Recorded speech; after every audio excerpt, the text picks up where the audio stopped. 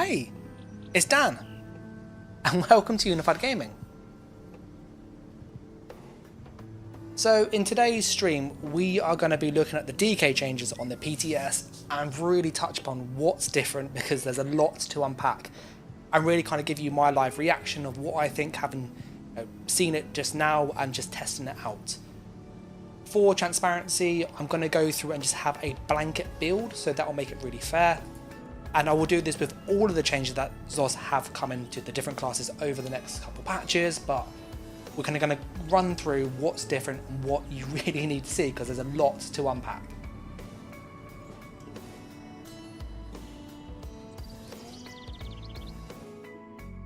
As for the build we're using on this one, we are going to be talking about everything we have, so the kind of the good, the bad. To keep it fair, I am going to be using Talk of the Last Aided King. This basically gives you a build in one item. It's fantastic, and we've just touched on just a few glyphs to just get some damage up, and I've just tweaked a few things to get a generic build. So what you'll see with the stat page is that we have about 27,000 max resource and about 5.5k weapon and spell damage, 6k weapon almost. So what this means is the damage tooltips you see is kind of what you would expect, which is really, really cool. As with this one, we're going to go through everything you need to know. I'm going to also show you the CP, which we'll chuck in quickly, but the animations are completely different, which is fantastic. But more importantly, the skills are really, really, really good from what I've seen. I've seen about 2 or 3, but I'm really excited to show you what there are. I'm just going to do the blue ones just for context. And again, we're just chucking in some generic things so you can see roughly what you'd expect tooltip wise, and we can kind of get a good gauge of what that looks like, you know, from live versus now. So I've gone through the first skill line, as I was saying, and I've kind of geeked out a little bit for the first thing, seeing some really cool stuff.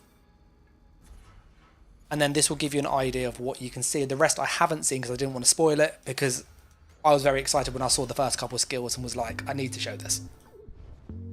So with the DK, they've done a complete rework on all of the skills. So what they're trying to achieve with this is to have the DK feel much more functional as a class, which is great, but also feel more refreshed, more action focused. So you'll see that you've got all of the kind of names that you would expect still, but there's a few changes that are quite different with these, and I really want to break them down. So first and foremost, the animations are fantastic. So we're going to quickly throw out a target dummy, and we can just look at some of them because they are really, really, really cool. So I'll place this here, there we go. So the flame whip, it looks like this now. So I don't know if you can see this easy, but look at that. So it is a proper different sort of effect now. And as you cast this, you also get a different status down here called Avalanche. So all of the animations look incredible. Like, I really like how these look. These feel impactful, they look really cool. So that's flame whip. We then have the claw that you'd use on a DK. So if you notice, this is the poison claw, but it is different. And he also has a different animation when you actually use it. So he starts with a swipe and then like an uppercut. So again, the claw looks really, really cool. We then have inhale, which they've changed how this works. So you literally suck in the air, as you can see. It follows you round, so you can see you're charging it up. This is then the Earth one, I always forget his name, but you put it down and it heals you. And then this is like your cauterize. So cauterize is really different now. So we'll go through and kind of show you the morphs and stuff because they are pretty cool. I will grab a scroll, and they've also done this for the 2H. So let me just quickly reset my skill points. Where are the skill? I always forget where they move them. I don't think they're an up. I think they're utility. Can't see them here. I used to be really lazy and used to buy them from here. I think they've taken them from the ground shop. No! Okay, let me quickly jump to Gartwood and quickly just reset there. Oh no, I think you can do it in the thing, can't you now? I think.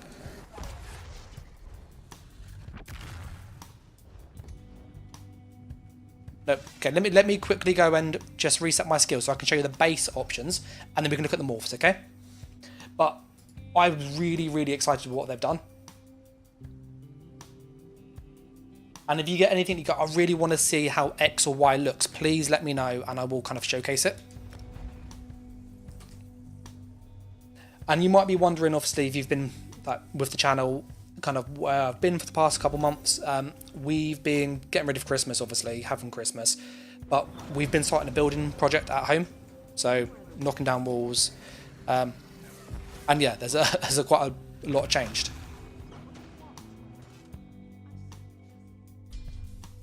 So let me just clear that one. Get the passives though, okay. Oh, that's different. Okay, so now that we've got that, we can go back to our house, wherever that is. I think it's here. And then we will go and have a look at the skills, break them down. I have a rough build so you can see exactly what the stats should be. Nathan's in chat saying, loving this so far and we've just started. I'm really excited for what Warden will be like because the DKs look so good. So for the DK, just for tooltips, got 6k with damage almost and 27k mag. So this is roughly what you'd have on a buffed build, okay? So in the Ardent Flame, Whip is now slightly different. It's a spammable still. When you hit an off-balance enemy, you do that bonus hit, which is really cool, but it has a 20-second cooldown. So previously, you could just spam this, and you get it up. If you off-balance someone, you can keep them off-balanced, you would get a lot of bonus damage, especially with the change. So the animation is the base, and then if you morph it, you have two choices. Option one is looking at Molten Whip, and this has the kind of dual cost that you'd expect, but the stacking is down here. The thing that's really nice this time round is it stacks based on any Dragonknight skill. So previously when you do this, it would only really work on kind of just Ardent Flame skills, which means it was really awkward to charge up. Whereas now you can use this to charge it up on any skill, your armor skills, your buff skills, your heals from the DK, which means you can charge this much, much easier than before. So this is a really, really nice change. And so I did recommend on the forum, so I'm really pleased they've gone with this kind of approach because it's easier to play. Flame Lash, they've also changed this a lot. One of the big issues with Flame Lash is that the healing was fantastic if they were off balance. The problem is people in PvP would often CC break and just dodge it, and then you wouldn't get the healing. And in PvE, it was really, really strong, so there's no middle ground, it was just really good or really bad. This time round, the spammable is decent, but each time you hit it now, you get a mini heal.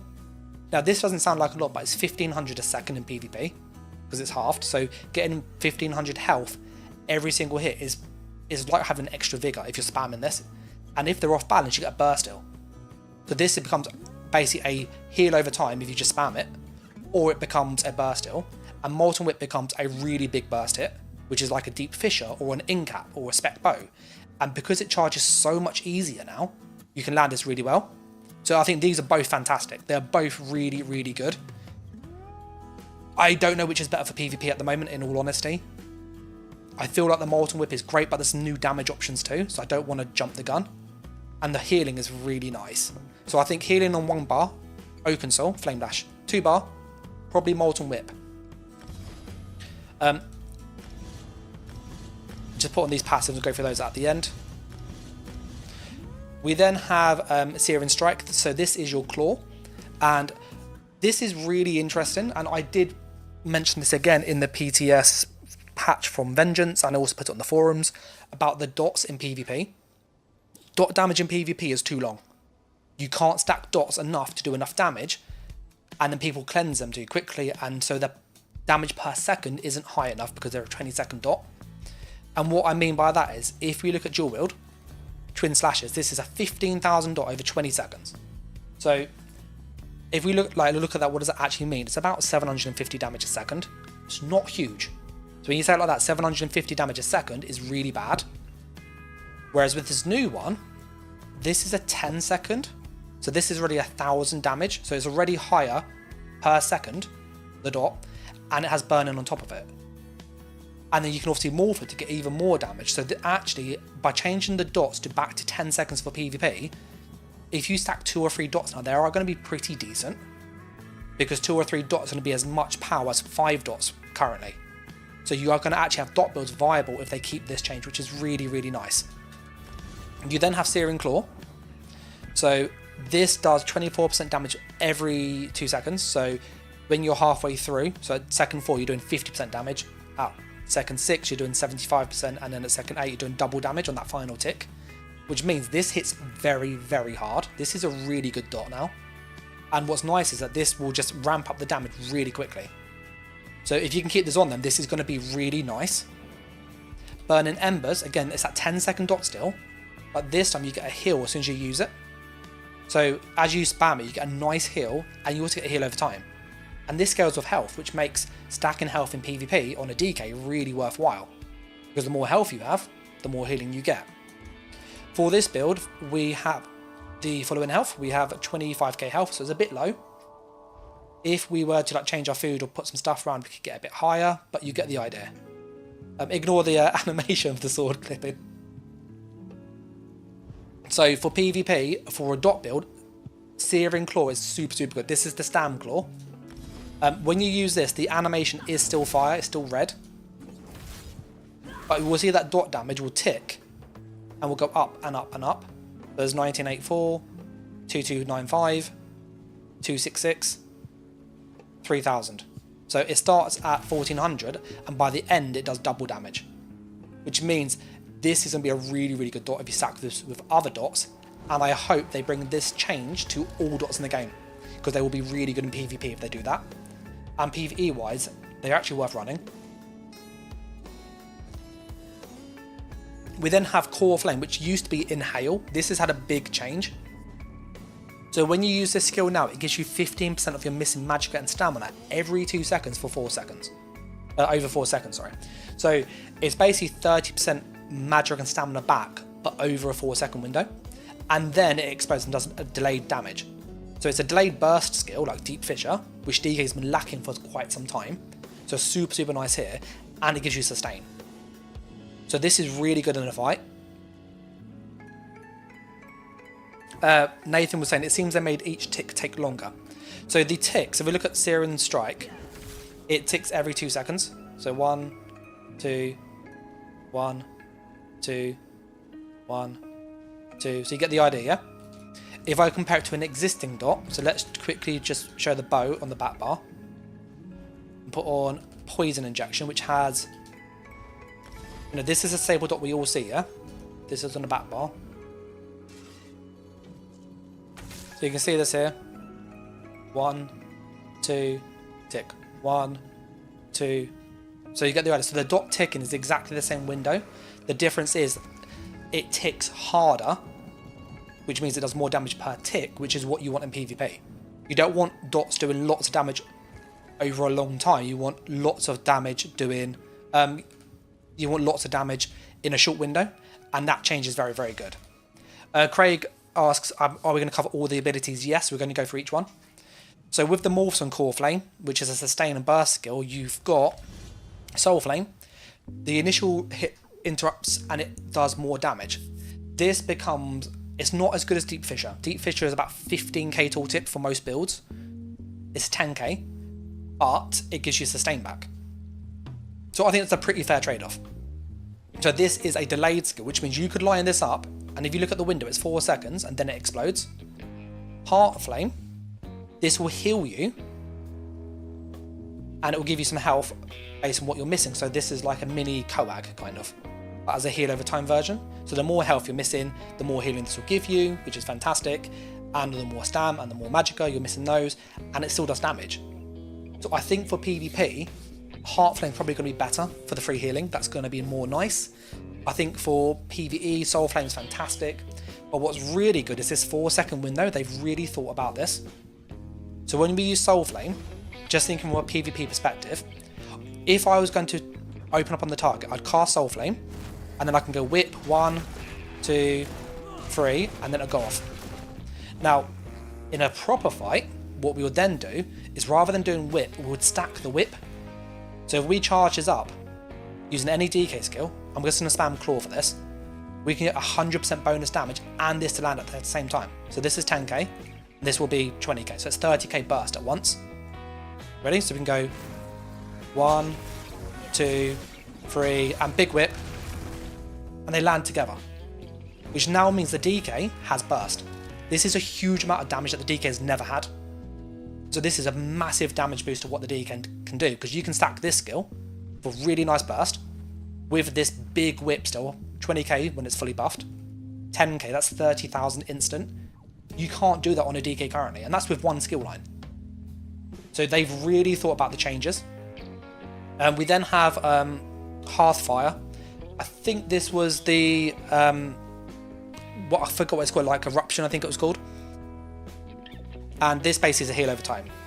Craig asked, when does this drop? It's on PTS now for the next couple of weeks, and then drops in a couple weeks from that, so about 6 weeks normally. So probably early Feb. I will show the animations. So this is Half Flame. So this is Inhale. 1, 2, 3, 4, bang. So this fixes the burst and DK. The Half Flame, this throws out a heal on the floor. It's a pretty decent heal, and it gives you minor fortitude, minor heroism, and health recovery, which is nice. So when you throw this out, it drops down like that. A nice big red circle, which is awesome. The heal was pretty quick. So that's almost 2,000 health a second. So in PvP, that's 1,000 health to you and your allies, like the Templar rune, which is fantastic. I would obviously suggest that if you did this, go to combat, gameplay, sorry, I think it is in, and quick cast animations. It's down here somewhere. Here it is. And have this on, so you just tap it and it just works. You can tap and roll dodge. So this is a really, really nice skill. It's also pretty cheap. Like, it's a decent AoE heal, because it's really cheap to run. The morphs on this skill, you have Firekeeper, which heals significantly more, and a minor buffs persist after being healed.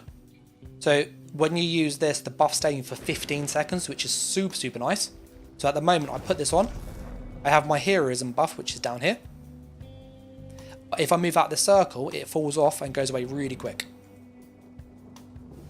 So this first morph is all about giving you more kind of healing and also more buff management, which is really nice. And then the second one, whilst you're inside, you get minor protection and the healing scales of max health. So if you have a tank build, this is basically a heal over time as a tank, which is super, super nice. And it snares people.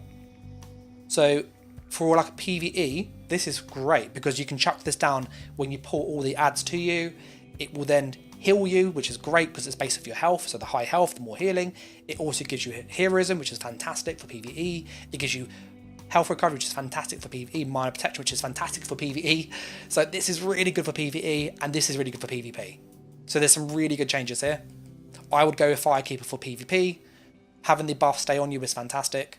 The healing's good, and also the bigger heals per second. So if we're inside it now, we're now getting 3,000 rather than 2,000. So it's 1,500 health a second in PvP, which is super, super good. And the animations look awesome.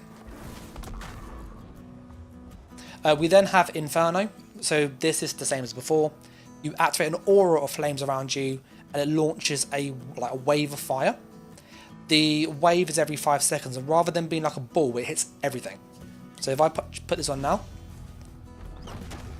so you see he's like glowing, and then you will erupt fire around you, and the fire will hit people. So if we're in combat, it does that. So if I cast it from here, and yes, you can spam cast this like this, and this also charges up your whip. So I can use this as a way to charge my whip, and go bang for a nice big whip. So this is really cool. The damage is decent. It's 8k, it's an AoE skill.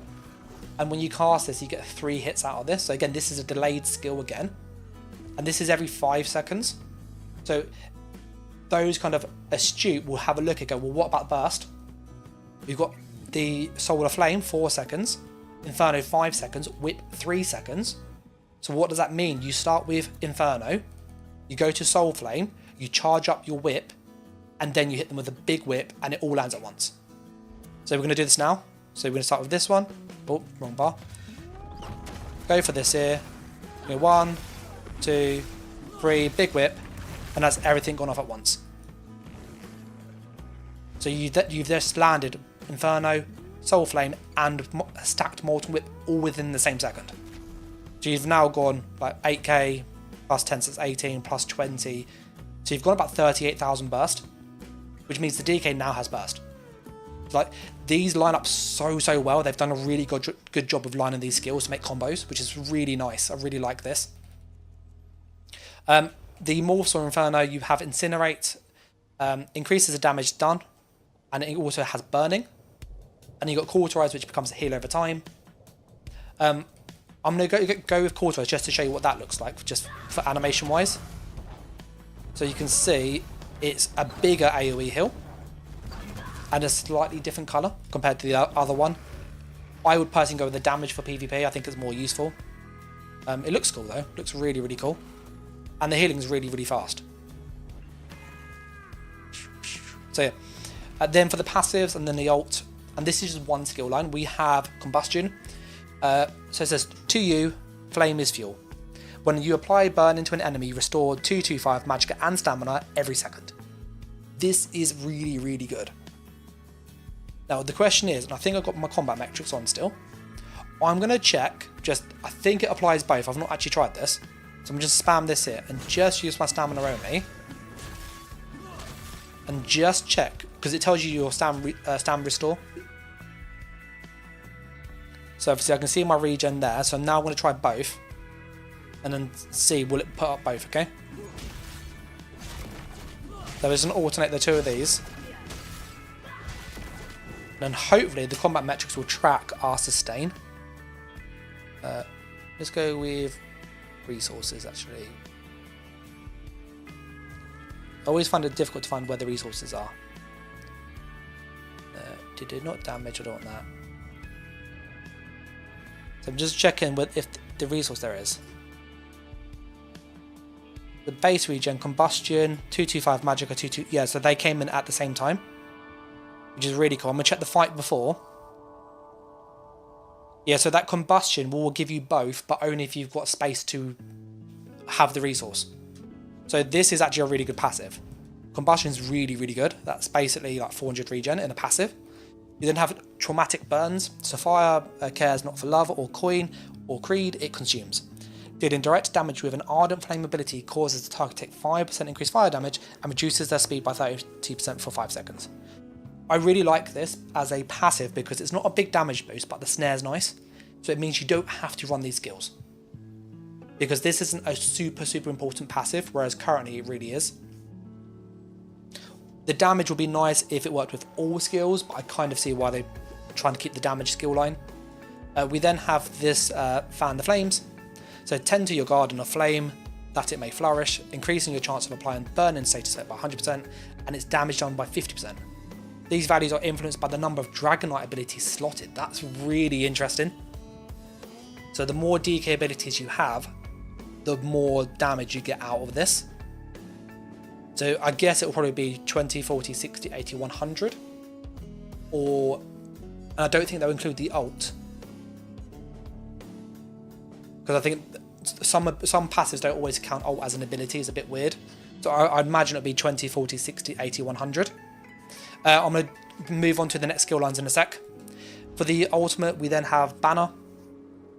So you call down a banner, rally around you. It increases everybody's damage by 375 and reduces damage by 12%.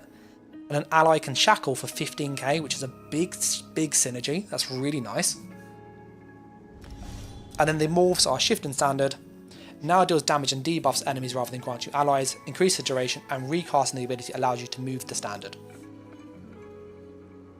So it deals 4k every second for 25 seconds. That's huge. That's a massive duration. And it defiles them. And lets you move it. And they can also shackle for that synergy. So this is really cool. This is a huge dot. I'm just curious, that dot. I'm just going to check. I just want to see with the dot. is the dot on them for 25 seconds or is it only when they're in the area? Do you see what I mean? So can we just chuck this down and put a 25-second dot on them, which is a huge amount of damage for like 4k a second for 25? It's insane. Or do they have to be inside the circle? And it ticks them every... Do you see what I mean? So I'll check that quickly. And then we have standard and white. Enhances the bonuses you gain by the banner by standing in it. So increasing by X amount. If you stand in, you get an additional 425 and you reduce damage by 13%. That's huge. That's 25% damage reduction and almost 800. It is 800 weapon and spell damage. That is a massive boost while you're in there. That's going to be really good in PvE. Like if a tank drops that down in PvE, you got a huge damage boost. And in PvP, this looks really nasty for the dot. I want to try, I think this is obvious what this will do. We're going to try the shifting standard. So I'll put this here. I'm going to move it here. Here's that dot on him. Okay, so the dot, it looks like they have to be in the circle. So there it is there. Yeah, okay, that's better. I was getting a bit worried there, going like, if this is just a 25-second dot on somebody, which is like 4k, it's a huge amount of damage. Okay, this is probably better for PvP anyway because you can drop it down really quickly. I'm just going to check one thing, just again PvP hat on here. If you drop this down, does it do the tick when you activate it, or does it do it when it lands? So what I mean is, if I put this here, did it do the tick whilst it's in the sky, or did it do it when it was on the floor? So I'm going to activate now. And okay, it does it when it's in the sky. Let me move this away a second. But I'm going to push it in 3, 2, 1. Yeah. So as soon as you activate the skill, even if it's not on the floor, it still does the damage. Which means this is actually pretty decent. Look at damage straight away. So that's actually really nice. And Nathan's like, standard and white's going to be insane. That 25% damage reduction is stupidly good. Like, and what I love with this is it's really expensive. So, like, I don't mind paying for an ultimate that's almost half, 225. Half of what you can maximum charge almost. But it's really strong. This is really, really good. Because, yes, it's strong, but it's really expensive. So you can't spam it. I'm really happy with this first skill line. This skill line alone, so far, is fantastic. I think Zos has done a really good job with this. Draconic Power, we're going to have a look at these now. We've got Leap, which I absolutely love Leap. I love this. So let's look at the skills first. So we've got Dragon Breath. This is the other dot. It's interesting that that is in Draconic Power, not in Ardent Flame. Because obviously this is all to do with damage, Ardent Flame. But I guess they're trying to keep a bit of skill choice in all of them. A lot of these have been moved around. Just looking at the skills, they're not all in the same spots. So Draconic Power is kind of your typical tanky skill line of trying to stay alive and heals. And Earthen Heart is like your buff skill line. So Draconic Power, we've got Dragon Fire Breath. It's your breath with a big dot. The morphs are Disintegrating Dragonfire. It implies breach, and it's also a bigger dot. And you got Engulfing, converts ability into a channeled attack that deals direct damage. Breathe Fire and an Unending Torrent dealing 6.2k every 5 seconds. This is a channel attack over 4.8. Hitting an enemy increases damage dealt by 20% up to 80%. This can stack once every second. While Take Flight is active on you, you always deal maximum damage. Yeah, I've got to try this. That seems really fun. And just for people curious, with the whip change, this should, in theory, charge the whip. So let's just check. Yeah, so that's our whip charge there. That breath looks awesome. Yeah, I'm gonna just. This sounds silly, yeah. But is the animation accurate? Yeah. So what I really like with this is, it sounds stupid, but I don't main DK, and I don't know like people who do. But when you use Engulfing Flames, which is this skill, it only goes in front of you, so you don't know if you hit them on the side. This actually tells you now, you can see physically where you hit them. Does it work up like this though? There's an AoE around you.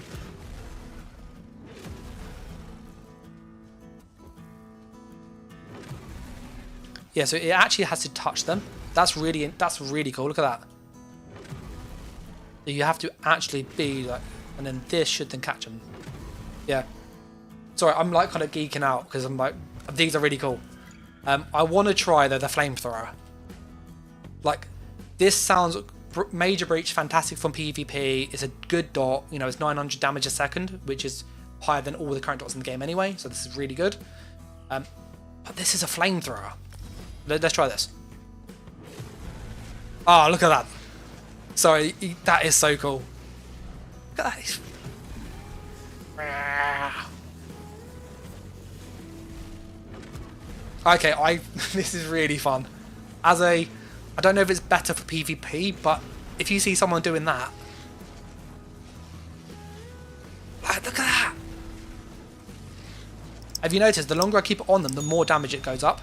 So it starts at 5,000 and it then goes up to about 9,000 a tick. So it almost doubles the damage. This is like, I think I might be maining DK next patch. Like, the stuff here looks fantastic. But these skills are way better than, like, they look better, they feel better than the current skills. It says take leap, which is this skill. What's interesting is this says with take flight, so I wonder if you need that skill. I'll look at that in a sec. We've got Dark Talons, this is your like snare. A call forth talons on the ground, dealing X amount, and immobilizing. An ally can synergize, exactly the same. Burning Talons adds a decent, that dot is nice, look at that dot, 7k over 5 seconds. That is literally about 1300 a dot a second, which is really high. That's really nasty dot, that is. Choking Talons, reduce the cost and enemies deal less damage. This is PvE. You won't use this in all honesty. This is PvP. This is fantastic. This dot here is super strong. But if you look at this. Oh, look at that animation. Okay, that's quite cool. I like as well where they've sound silly, but they've put the circle around you. So you can see anybody in this big circle can be hit. But then you get the animation to like show you it's hit them. I'm sure you can roll dodge it.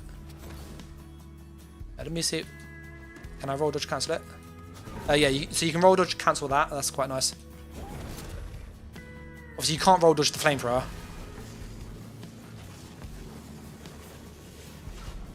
Sorry, that's my favourite skill so far. It's like the Arcanist Beam but on a DK. So Burning Talons, very good dot. So like this with this dot, this is a decent dot still.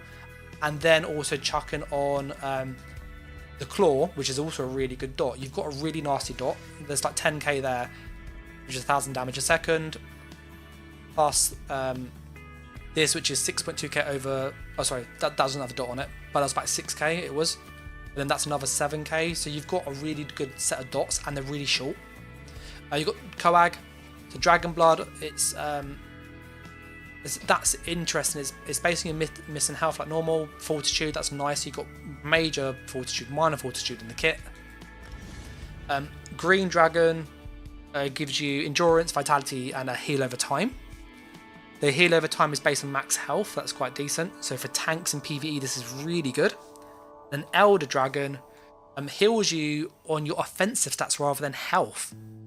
So draw Draconic Blood and heal yourself for 12k and nearby allies. This is an AoE, this is Polar Wind. This is literally Polar Wind for a DK. And how many allies can it's got a radius of 10 meters, which means it's most skills like this have like a 3 or 4 target cap. This is really strong. Heal targets get major fortitude, minor courage. This is really good. Because you can stack health on a weapon damage on a DK, which means this now scales with your damage. This is actually a really good burst deal. And what's nice with this is it will work when you're at high health or like low health. So normally Coag is fantastic when you're really low. Oh, I don't like the heart though, personally. The animation on the person skill, if you look at the person, let me go here, it's a bit lighter. You'll see his chest kind of goes like hollow and the heart goes above him. And I guess that's probably to symbolise to your like people around you that you're healing them. I don't like the floaty bit though. Personally, like if Zos are watching this, remove the heart from the top, it looks stupid. I'm really sorry. It really looks stupid. If you think it looks a bit like gimmicky or stupid, please like put in chat, because I don't think that looks good. I think it looks really frustrating. If you play Battlegrounds, I think it's this button. I hate that thing. I hate people doing this above my head. It's really annoying. So like, if you've seen me stream and stuff, I turn this off all of the time. It really annoys me. And this is a skill that does that now, and I don't like it. It's really like distracting. Like it's not needed. It's just too much clutter. So sorry, I don't like that animation. The skill, fantastic. I just think keeping the heart how it is, but maybe making that heart in his chest glow. So just put that in his chest and pulse. Might be a better solution. Because you're symbolising their heart beating like a dragon. Yeah, I don't like it above the head. The heal though, fantastic. Really good heal. Heals allies. Damage boost, super nice. Craig says maybe that initial animation with the glowing lungs should have stayed on. Yeah, I don't think the heart's needed, personally. I know they want to distinguish the two, I don't like it. The skill, fantastic. Will I use it? Yes, because it's really good. Do I like how it looks? No, but we are where we are. I'm gonna probably go out on a limb here, but I think DK next patch is looking meta. Like, just seeing the changes, everything is good so far. It's got damage, it's got great healing, it's got dot damage, it's got burst. It's got so many buffs, it's ridiculous. We got the wings, unfail wings, to knock enemies around you back and stun them. Okay, that's a big change. The winds from your buffet swirl around you. There's meant to be buffet, sorry. From your buffet swirl around you, reducing your damage from jets by 50%. And you get expedition. Hey, this is really cool. This is nice. That's a nice skill. Look at the wing. I think that's a bug. So I think we can say that this probably should be on his back and not there. Because that looks a bit derpy. Yeah, so I think we can agree. I think the animation is bugged, but the actual skill, it's a stun. DK doesn't have a stun easily. This is another stun that you can actually get away. That's quite nice. The speed boost is really good. That's the thing I really like with this skill. Because DK is very slow as a class. So this gives you a good amount of speed, like Warden. So I can now move quick and kite. Which means the wings annoy me. But I can get around the battlefield, which you can't normally do as DK. So that's really, really strong. The morphs are fleet step wings. Oh, snare immunity. I was literally going to say they should have this. Or converts a knock up into a partial protection of the group. So, sorry, the fleet step wings gain immunity to snares and immobilize. Cost reduces as the ability ranks up. So you get snare immunity for 4 seconds. So this basically is race against time. It's race against time with a stun around you. It's really good, and it gives you damage reduction from the projectiles. This is insane. So I'm going to just send a picture to my mate, because this is like really, really good. He plays DK.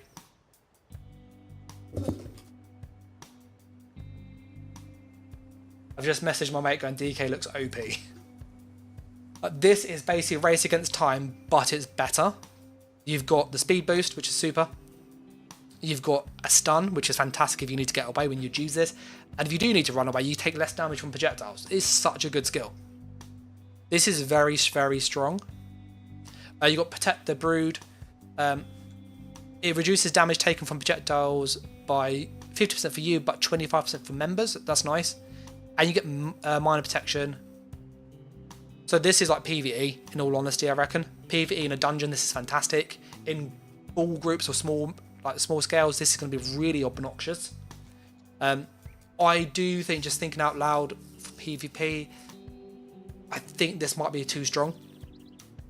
25% damage reduction to all people in a group, or even like 6 people, for example, from projectiles in a ball group, this is too strong.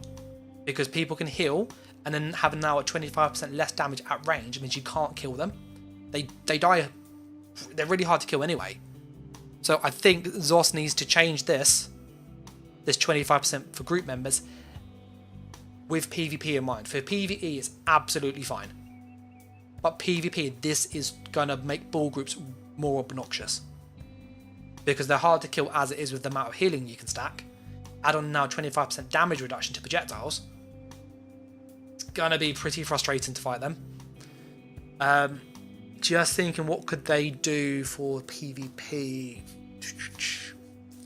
They could either add like a caveat for battle spirit, because there is a knock up. I know you get the minor protection. So just thinking, how could they make this work for PvP? I think in its current form it needs changing for PvP. I don't think this is balanced, just as a like PvP creator. If you have any ideas, but put it in chat. My thoughts are maybe take the inspiration from Fleet Step. So this is like immobilize, and snare. Maybe make it where it gives the speed boost to allies instead, rather than damage reduction. I'm just thinking, if you can give speed to allies, that's still useful for PvE. It's very helpful, especially for like traps and stuff. But this is too strong. So I would probably say like Protect the Brood could be something like clears ground AoEs around you. Athenius has said healing is now nerfed 50% with 3 hots on you. But if you got 50%, it's still with 3 hots. It's still a lot of healing. You know, if you're saying like, let's imagine Vigor is giving you 3,000. If it crits, so about 1,500 2k base. Previously, you'd have 3 of those. That's 7,000 healing. You're now going to get, what's it? 3.5, 4k healing a second, plus 25% damage reduction, plus your armor, plus minor protection, plus speed. But I don't think this is here. I don't think this is right. But I could be wrong. I have question marks over the skill. I would probably use Fleet Step for like snare immunity. It's fantastic.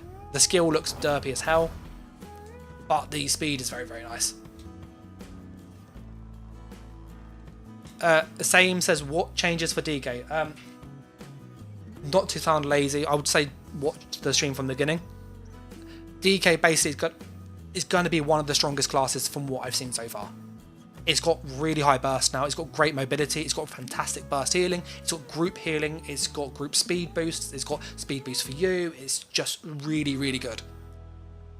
Like, I'm probably going to run a DK next patch. That's how good it is, and I don't like DK. So, yeah. We then have chains. So, taunts, so this is your taunt, it can't be dodged. It applies cowardice, that's nice for PvE. That damage reduction against a boss is fantastic, so it's great. Because if you can't stun them, you still got a debuff, which is super nice, that's really good.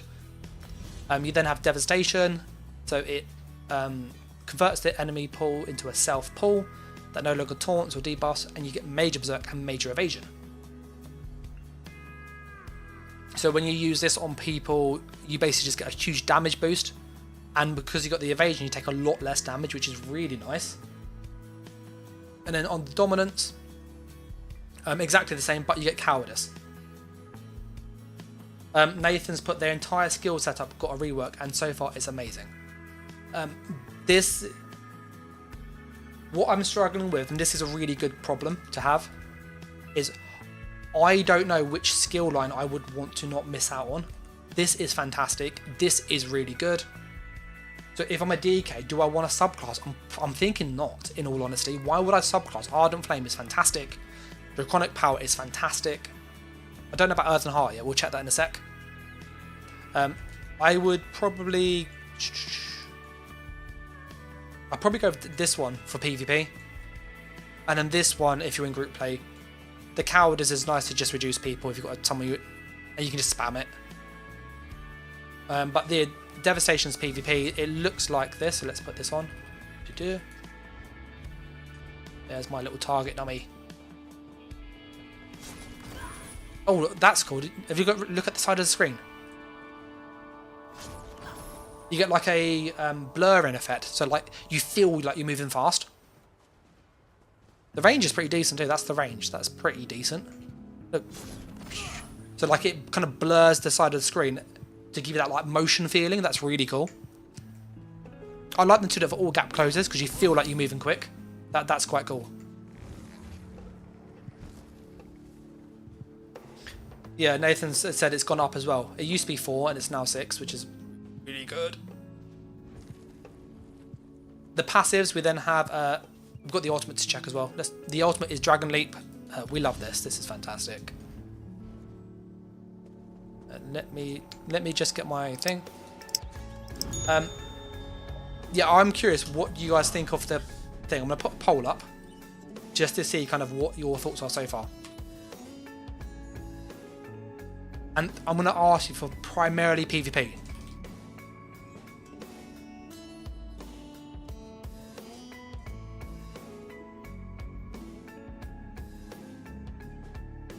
Okay, so I'm going to put a poll and just see what you think.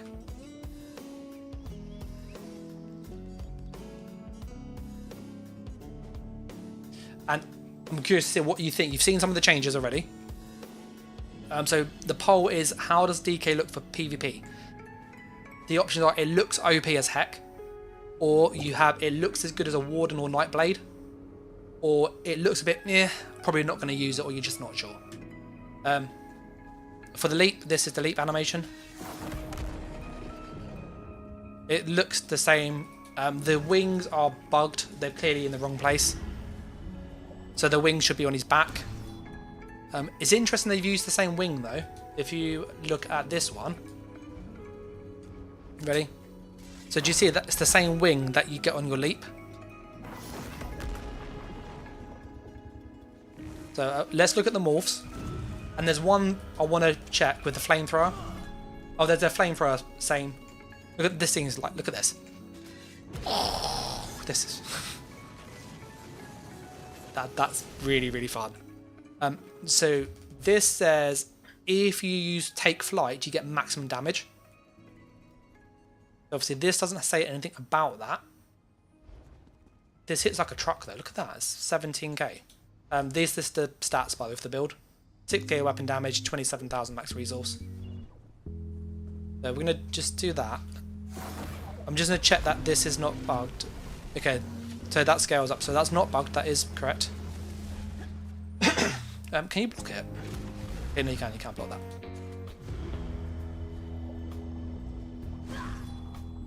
And then for the morphs, your take flight increases the damage and increases your damage done for a duration after activating. So we're on 17k and we go to 19. It's not a huge boost. Upon activating, you are filled with Draconic Fury for 15 seconds, increasing your damage done by 10%. Against monsters, it's double. Okay, so that's take flight. So I guess this 10%, this bit here, done for duration after activating, is kind of meant to buff. It's not really clear it works with that skill, but I kind of get what they're trying to do. And then Ferocious Leap grants a damage shield, knocks enemies in the air instead of... Sorry, knocks enemies into the air instead of away from you. The shield is massive still, it's 20, that's huge. That's a huge shield. Take flight is a big damage boost though, because you get that 10% boost. The question is, does the buff, so if you can look at my buffs at the bottom, does the buff apply when I push the skill? Which means the leap gets a 10% boost on top. That's what I don't know. Yes, it does. Okay, so I just want to double check that. Okay, so that's the icon. Because if that gets a 10% boost as well, it's actually doing 21k, which is a huge boost compared to the 17. So let me try this again. Yeah, so that's going to get the boost, which that's actually really nice. So that 10% is applied to the take flight as well. Whereas things like the in-cap, where you get the 20% boost, doesn't apply to in-cap itself always. And it did say that if we use take flight with this becomes at max stack all of the time. Which means you do this, and then flamethrower, 10, 10. Oh, yeah, that's disgusting. That's going to be really nasty. Sorry, that's and Nathan's going. I think it's great so far. It's too hard to tell if it will be OP compared to the others, but I think compared to the other classes at present, it's very strong. It is very, very, very strong. This is really good. That's a fun dot. I'm going to refresh. Yeah, so you saw it went with that leap. This basically doubled the damage, and this became a burst skill. J-Bug says once you use the channel, you can't do anything else, right? You can. You can't like push anything else at the same time. So I'm spamming B, but you can queue an activation. So like I could push this, and then push B, and then it will fire when it ends.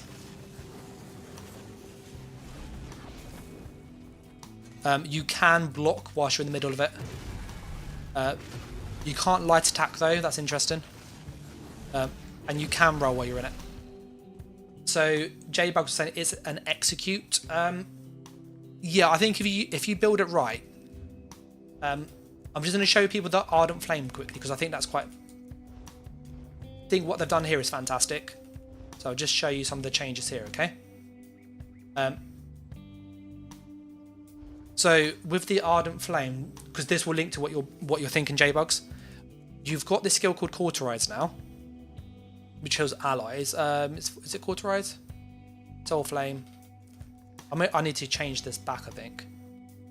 Let me remorph that quickly, and I've got to go to freaking Shrine. So they've changed the activation windows on the DK skills, so they now line together if you use them properly. So if you use it properly, you can land Inferno, you can land your stacked whip, you can also land Inhale, and all of that together is a huge amount of damage, which means you could do that into a leap into the flamethrower. So I'm just going to quickly change that skill. It's this one here. So if I put to Incinerate, so you can see this is the damage here, okay? This is annoying. That's not needed, it's just, why do I need to see that? It's a waste of time. You can probably tell I've got ADHD, because I'm quite impatient. So stuff like that just annoys me, because I'm like, why am I waiting? It's a menu change. Just, the game's already calculated it, I don't need to wait. Nathan and J-Bugs go, it's a flamethrower. So what I was saying with the skill changes is this is a 5 seconds, so you cast this and 5 seconds later it does damage, like Deep Fissure. You cast this one, and then 4 seconds later it does damage, 10k. You can stack Whip up in the meantime, and use this on the consecutive hit, so charge it 3 times, and then all of that lands together. And Whip charges with any Dragonknight skill, so anything from Ardent Flame, Draconic Power, Earthen Heart, it works with any of those skills. I'm just going to use the Claw as an example. So if we do the Oblivion into the draw, and then charge our Whip as we're going to go for the Whip now, all of that landed at once. So we landed this at once, and this. So this is like 20k buffed. That's 11k almost. That's 9k. So all of that landed instantly. It's a huge burst. Chuck in Leap, and then the Flamethrower on top, and you know it's going to look pretty tasty. So our bar could look like this.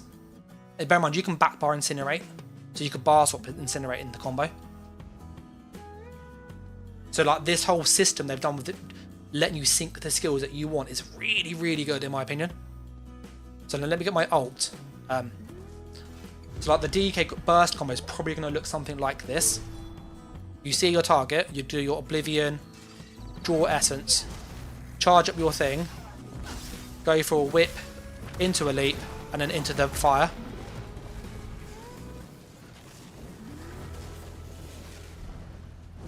And you'd land, obviously this would land with this, will land with this. You then have the leap for the stun, and then this breath becomes the execute. And you can't dodge it because it's AoE. And because it's charged, it does like 13,000 every half second. It is a huge amount of damage. So it's just the lineup burst is so easy now compared to before. You've got so many options. We haven't even got to Earthen Heart yet. But Ardent Flame's fantastic. Draconic Power is fantastic. Earthen Heart, we have Superheated Ward. Roil the air around you. An ally gets a shield for 6 seconds. It's 11k, it's quite a big shield. The ability scales off your max resource up to 50%. So this basically is like the the Sorcerer Shield. It's not as big as a Sorcerer Shield, which is good. Sorcerer Shield is better still. But this is decent.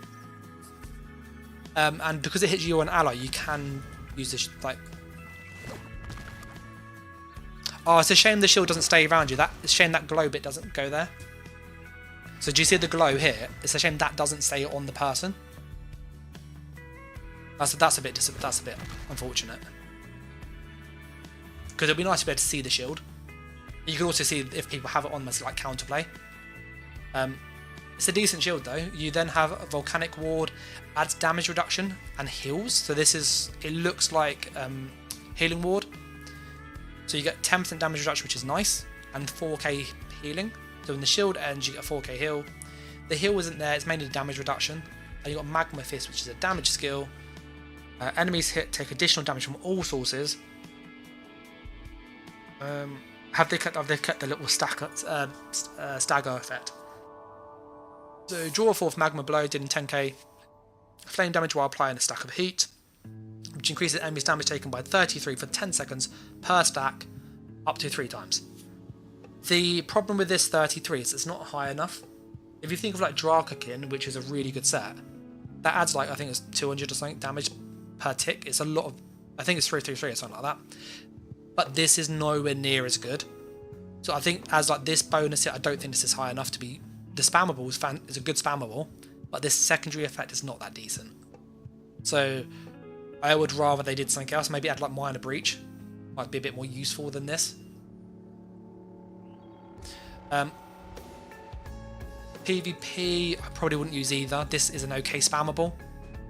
So like you could use this, for example, if you're playing a burst DK. You could go 1, so charging your whip, 2, 3, stack whip, big whip. So 1, 2, 3, big whip. So you could use this to charge your whip, and it's ranged, so that's quite nice. And you can then have a really big whip when you get to them. Like for a staff DK, this could be quite good for PvP, because you can charge your whip up at range whilst doing damage, spammable damage as well. And then you've got a big burst hit when you get there, which you can then obviously sync with all your other skills, as we touched upon earlier. We then have Molten Weapons. It's just a damage buff, and while active, your light and heavy attacks cause an additional 2,000 flame damage up to once every 2 seconds. Yeah, that's a... what does that look like? Oh, that's awesome. Look at that. Look, and look at the bow. Sorry.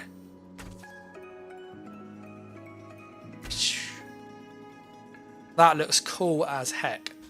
They could literally charge that. They could sell that in the Crown Store. People would buy this.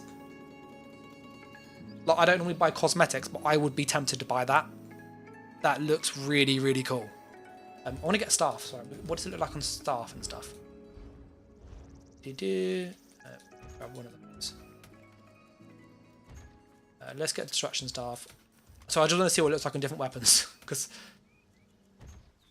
that would do. Get dual wield. Let me go get a sword. Shield, sorry. So I just want to see what it looks like because I'm curious. So that's the 2H.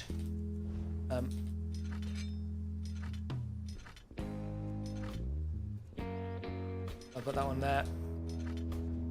They look pretty cool. Look at those. They look cool. So I'm like geeking over animations. Because if you saw someone doing that, you know they're a DK instantly. Yeah, dual wield looks awesome. What about the shield? Oh, the shield.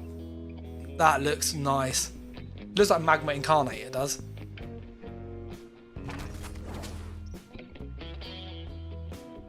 Okay, yeah, that looks really, really cool. And then the staff. I imagine the staff would just be a fire staff.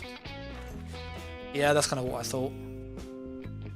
Okay, sorry, I was looking at animations. Okay, so yeah, we've got it's a really nice skill. As you use this, it's a bit like Tree Ties. So it's just again 3 damage. Like this was just more additional damage with your combos. That's nice. Something giving us breach as well. I don't know what. I need to find out what's giving us breach. The morphs are igneous weapon, increases the radius and the duration. Nathan said, did you say that always does maximum damage? Yes. If you do leap into the breath, it does full damage. So here's the breath. So it's 4,000, 5,000, 5,000, 6,000, and now it's charged. If I start with a leap, it will then jump to its max 13,000 instantly. And you then have like, you got loads of ticks of it, it's stupid. Like in a really good way, look at this. And then look at the damage, 10, 10, 10, 10, 10, 10, 10, 10, 10, 10, 10. Huge amount of damage. So you have increased radius, or molten armor, you gain in power. That's 2, 3, 3. So, okay, the bottom bit goes up a little bit. No, it doesn't go up at all. Okay, this doesn't do anything for PvP. Increases the duration and increases the radius.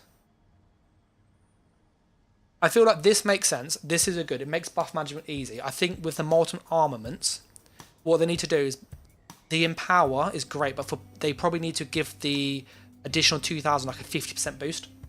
So then you got a reason to pick this for PvP, because otherwise you could just pick the duration. Empower means nothing in PvP.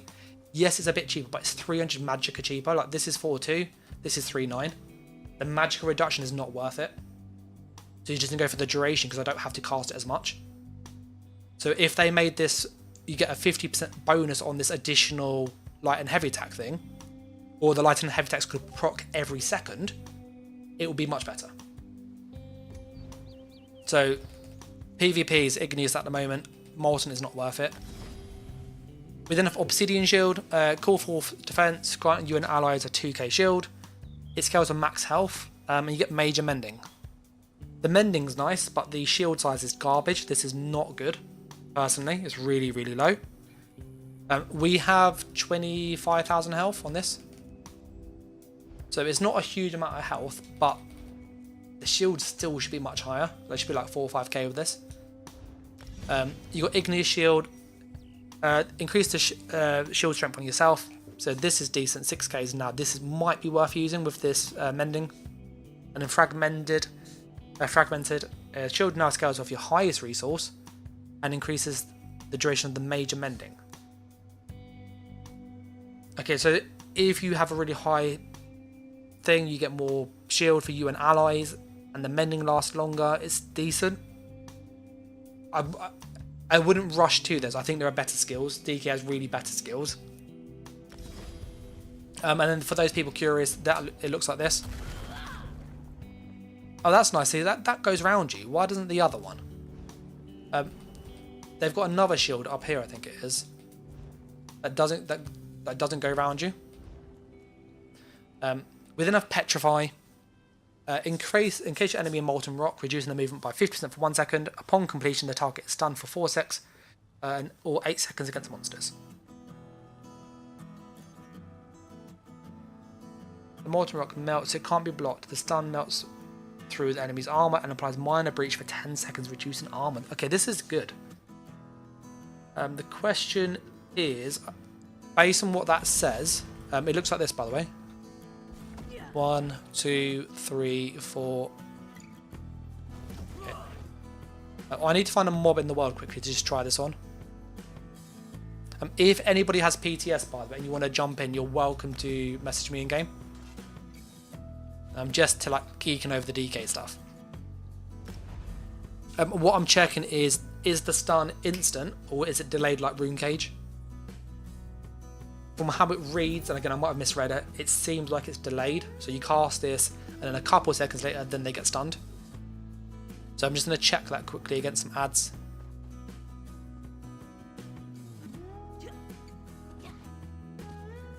Ooh. Full damage OP. But let's use our Coag. Our Coag is cool, it's just, it looks... I don't like the look of it, personally.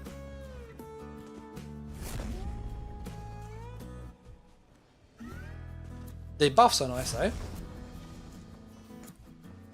But I am generally impressed with how good this is.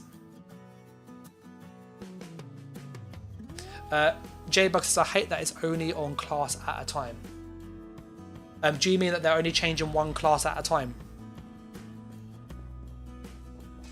If people are curious, by the way, we're just checking this. So increase or to reduce the move speed by 50% for 1 second. Upon completion, the target is stunned. Let me put this here. So, ready, 1.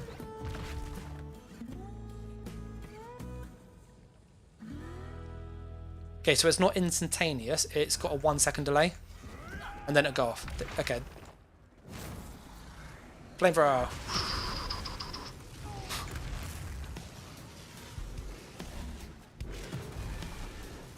This is literally the beam. This is DK beam.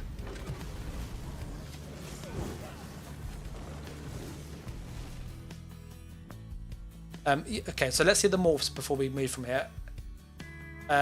So we have Fossilize, add minor vulnerability and extends the duration, immobilizes after the stun ends. So it's got a 1 second delay, then they get stunned, then they get immobilized. You also get minor breach, which is still nice, and they can't block it. Or Shattering Rock damages the enemy and heals them. Same as before. Heal. I think Shattering Rock's gonna be better for PvP. It does 6k damage and it's an 11k heal. It's a huge heal. Yes, they take a little bit more damage with vulnerability, and they get immobilized, which drains their stam, not massively. But this heal for you is massive, and the bonus damage is always nice. So I think Shattering Rock's probably going to be the way to go still, unless they change how you can stack stam regen and just sustain, so you can CC break on demand. This isn't going to be worth it. This is just going to be more useful, personally. Where's the NPC here?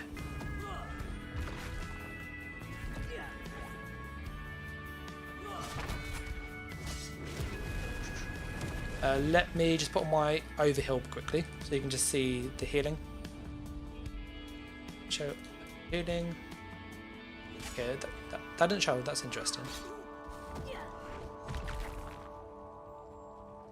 Does it have to run out to get the heal?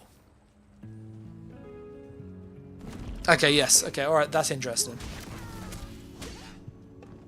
So, the current Shattering Rocks, the heal was pretty instant when you cast this, whereas this is really delayed. They have to CC break.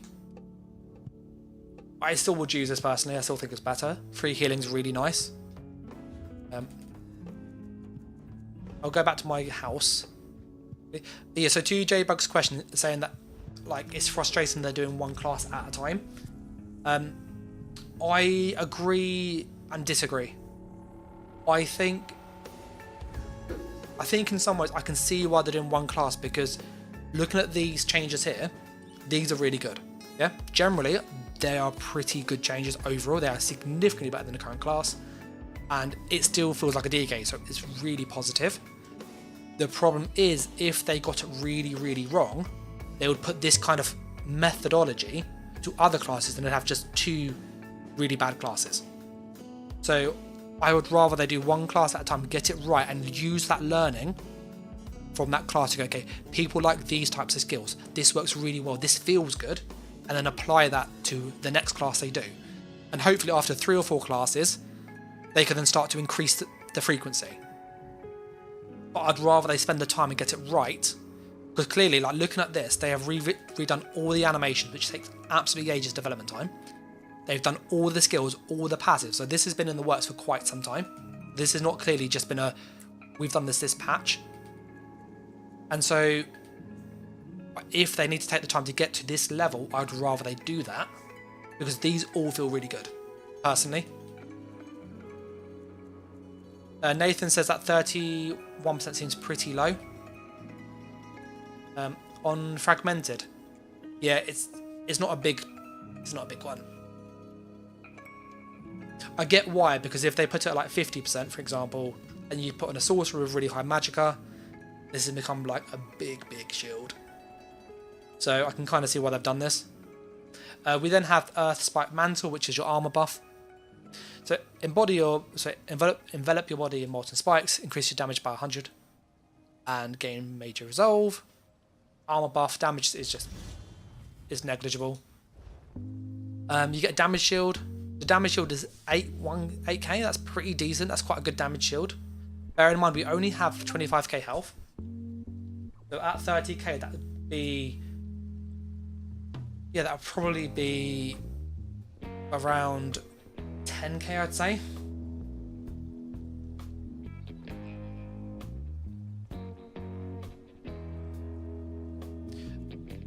So this is good. Shatter Spike. Enemies near you take damage over time when you activate it. Oh, that's a big dot, that is. As armor fuses, you blast foes around you, cause them to take 20 damage over 20 seconds.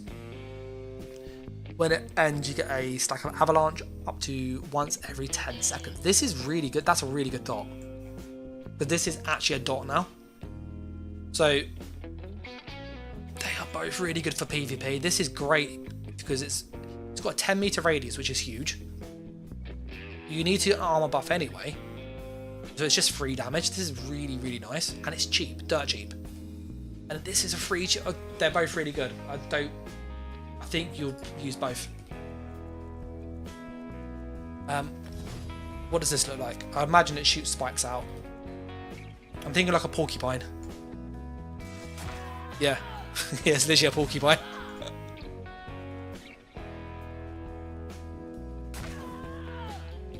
And I don't mind. I can see why they've put the dot for 20 seconds on this skill, because it's a buff skill. So what they've done is they've just increased the damage to match the standard of claw. Just, I mean, this is 11,000 over 10. This is 22 over 20, so it's literally double. And the duration on it is just meant to be like it's free damage. You use it as a buff or armor, and if you get some damage, fantastic, but the damage is very low for DPS. In PvP, it's not going to do a huge amount of damage per second, but you need to do armor, so it's just free damage. If you stack this with this ticking, and then the claw doing really high damage now, and the breath, the dots are going to hit quite hard as a dot build. Krog says, use a mouse or keyboard or controller. I use mouse and keyboard for like to do stuff, like show you things, but I actually play with controller. So when I play, I always use a controller on ESO. I used to play on Xbox for like 5 years, and then, you know, old habits. I tried keyboard and mouse on this game. I don't like it, so I use both basically. Really good skills here. Passive wise, we've got Heart of Stone, just a 3k armor increase. DK looks really OP, like really OP. An avalanche. Given time, the smallest rock on the mountain can cascade into pure devastation. Whenever you deal damage, you gain 1 stack of avalanche, which increases your damage done by 1% for 10, up to 10 times every 5 seconds. Every 2 seconds you do not deal damage, you lose a stack. Okay, so I assume this will just apply the dot. Let me just chuck on a dot quickly.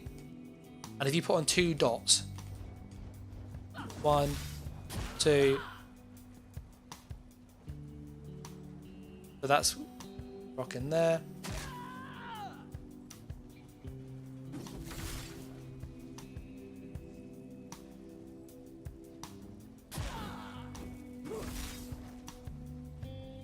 Yeah, so that does proc, but if the dots, okay, and they can kind of proc together. Okay, that's nice. That's just a free damage boost. That's pretty decent. Okay, avalanche is a pretty good passive. This is just a 10% damage boost.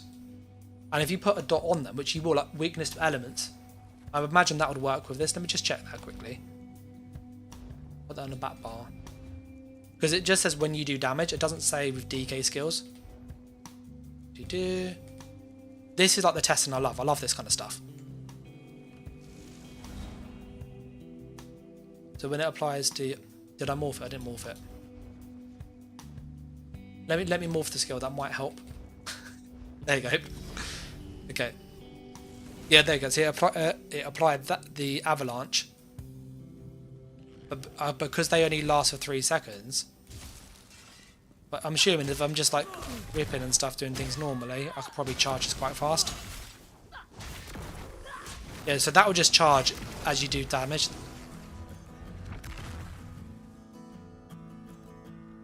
Okay, the animations look really cool. That's a good passive. That's a very good passive. Craig says a hybrid first of his kind. Didn't two-handed skills get a rework too?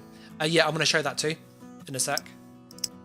We then have Blessing at the Peak, where Earth meets Sky is a wellspring of power. You can tap at will. When you cast an Earthen Heart ability, you generate ult.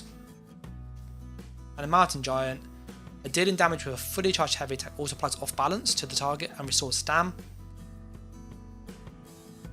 Okay. Do you get like a...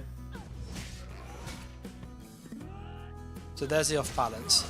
I don't think that has a cooldown. This is a really cool change because this, you no longer have to do the shattering rock to get the immobilize off balance weirdness. So if you played DK before and you tried to get the flame lash, you have to get them shattering rock and then hit them with flame lash to then get them off balance, which is a bit annoying. This gives you another way to do that now, which is quite nice. So I quite like that change. That's quite a good passive. And then the flame lash here, it doesn't set them off balance anymore. So that's quite interesting. So that you'd obviously do like this when you're doing flame lash as the other morph. Nathan said, I'm not sure about these new abilities and sets that add such a small amount of damage. Some of the little things are like add 100 and stuff. They need to give it some use, but I think this is all looking pretty decent. And then the ultimate, ignite Mortem Lava, limit damage to 3% of max health for 15 seconds. Same as before. Magma Shell grants a powerful shield to allies. When activated, nearby allies gain a damage shield for 133% of their max health. That's interesting. It scales with them and not you. That's interesting. And then Corrosive, where attacks ignore physical and spell resist. That's nice. Then you deal flame damage around you while the ultimate persists, but reduces the damage, reduces duration and damage limit. Okay, so this seems still very strong. This is still very, very strong. Let's have a look at the base. What does this look like? Base. Yeah, that's pretty cool. And I'm assuming it changes colour up to green. I'm going to go with Corrosive. The Magma Shield, we kind of get an idea what that would look like anyway. Magma Shell. Corrosive is like PvP mainly.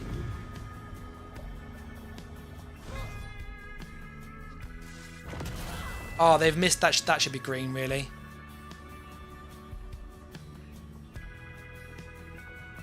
I get that they're trying to make it all like fire theme.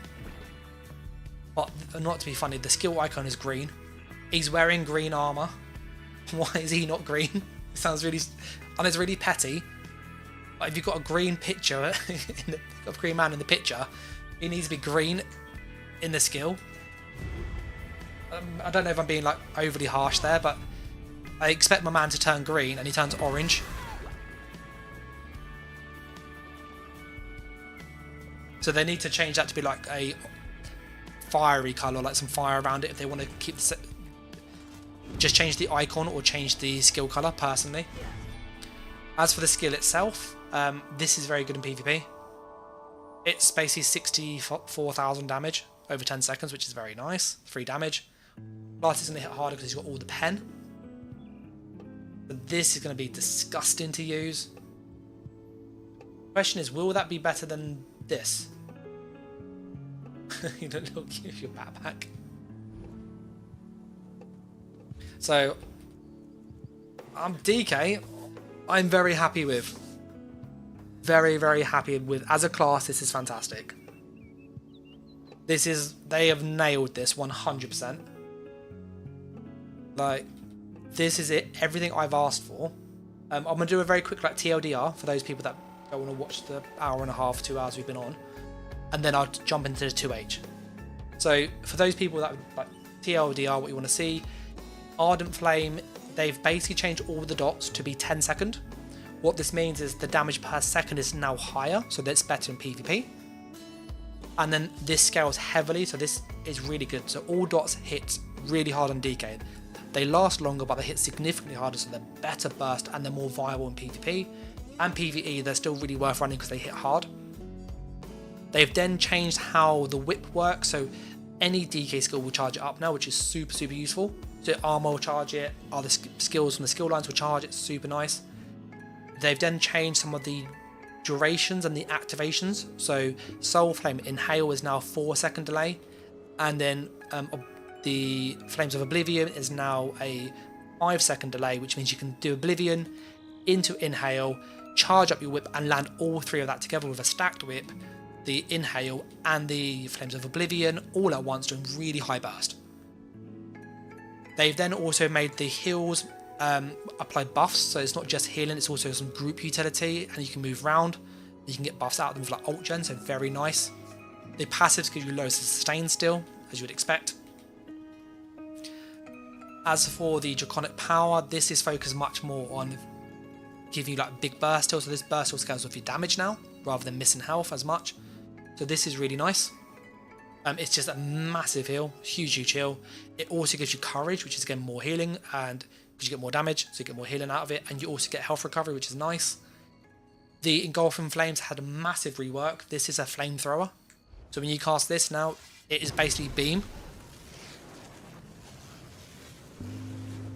And they've also changed the animation. You actually have to touch them, so if the flame doesn't touch them, it doesn't do the damage, but as soon as you touch them, it will tick. And it also tracks properly. So you see, I'm not actually touching with that flame, but if I move closer, unless it physically touches him, it works. So if you're at point blank, you need to be next to them. But if you're far away, you've got a much bigger cleave, so you can hit lots of things at once doing this. And what's nice is it charges up, it does more and more damage the longer you use it. So again, really, really fun skill. And if you pair this with Take Flight, which is like stupidly, I want to say broken, but stupidly fun. When you take flight, the skill then jumps to max damage, so 13k every half second. And it melts. It will do so much damage in PvP, it is going to be really, really fun to use, so that's a huge change. The wings had a massive change, so this is basically a better race against time. It stuns people around you. It gives you damage reduction from projectiles, it gives you snare immunity and movement speed. It's a really good skill. If you go with the other morph, it gives a group damage reduction to all people. So it reduces projectile damage by 25% for you and allies, so that's really strong, the other morph. And then the Berserk got a big increase with major evasion and also longer minor Berserk, so just really nice on that Chains of Devastation. And the passives are still really decent. So these are some nice ones down here. And then we then have Earthen Heart. The Magma Fist is now a spammable, and because you can charge whip with it, you can now use this as a ranged DK. You go 1, 2, 3, and then your whip's charged, and you got a stacked whip. So Magma Fist is now worth using because you can now charge your whip at range, which is super nice. It does spammable damage. Molten Armaments looks fantastic. This is basically Treat Eyes. So when you cast this, your weapon glows. Light attacks do bonus damage. Get damage buff. It's very, very nice. That's just bonus damage. Fragmented Shield is pretty bad. Shattering Rock is decent. There's more counterplay. So when you cast, it's got a 1-second delay. People could roll dodge it during that if they time it right. But it gives you a big amount of healing and it does give you some damage if they CC break. Then Shatter Spiked Mantle, which is your spiked armor. This is your armor buff with a huge dot. So it's now a 20k dot over 20 seconds. So it's the same as a soul trap. Like if we compare this to a range dot, you can see the tooltip is literally pretty much the same. So your armor buff is now actually a dot, which is decent. And then the corrosive is physical and spell resist, but you do take a bit more damage and you do damage around you. So that's kind of like the DK summary. You basically have better burst, really good healing still, great mobility now, and you also have really good group utility. It's a really good set of changes. So I really like what they've done with this. I think this is going to make DK feel really good. And the challenge I have is I don't know what to subclass out. If I use this, why would I drop Ardent Flame? It works so well together. It's so good. Why would I drop Draconic Power? It's got great healing. I need that great mobility in that one skill line. Earthen Heart has my damage buff. It has an armor buff. So this has great utility. So that's kind of that. Vinny said, could I show both morphs of the armor? The other morphs, Vinny, I did show, but it was a shield for yourself. It was about an 8,000 shield roughly. So when you cast it, you get like an 8k shield, which is pretty decent. And then you've got the dot, which is still really nice. So if you want either like a 8k shield when you cast it, it's going to be 4k in PvP because it's halved. I don't think the shield's worth it. I think the dot's better for just, it hits everybody. You also get Avalanche, which is more damage because of this passive here. But the shield is nice if you want a bit more survivability.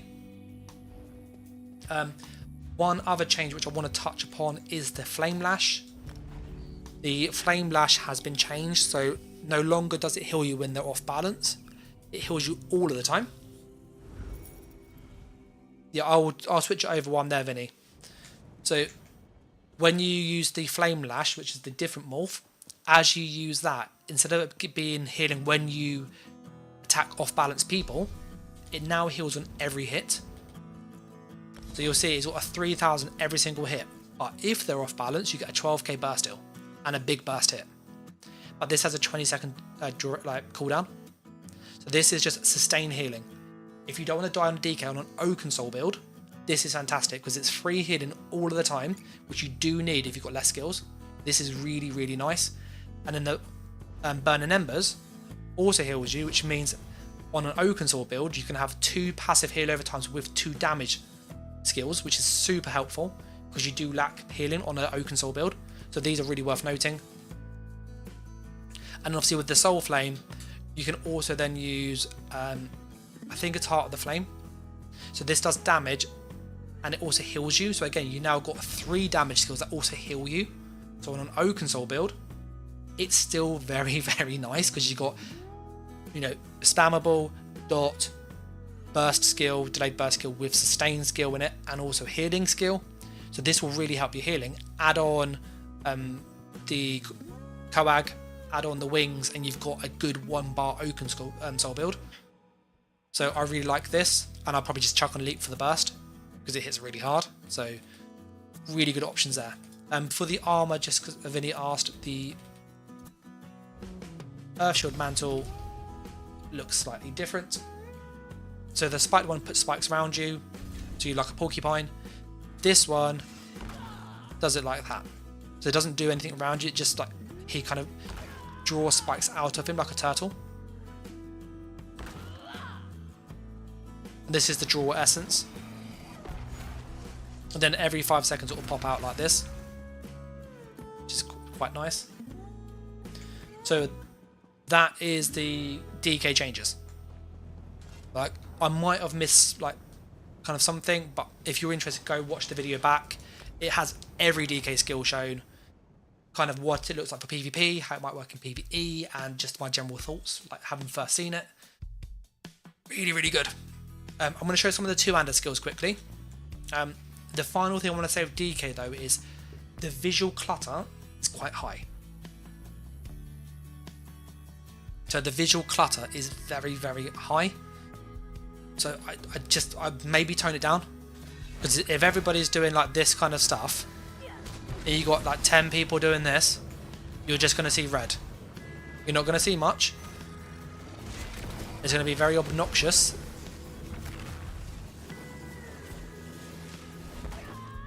So that's my only advice to Zos, is the thing about visual clutter and ways to tone it down, just because we moan about DK Arcanist having beams and how that is there. Hey, Dean says you can do it in the skills. Thank you. The menu. I've only just seen it down here. I even read it. I was trying to find it earlier. I swear they said they could do it. I was looking in the wrong place.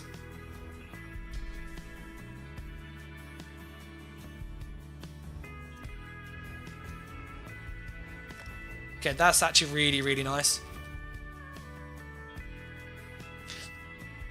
But yeah, I just think the visual clutter is quite high. That's the only criticism that I have. There's a few janky animations they need to fix. I really, really hate this animation. Like, this looks stupid. Like, why on earth is it above your head? It should be in the chest.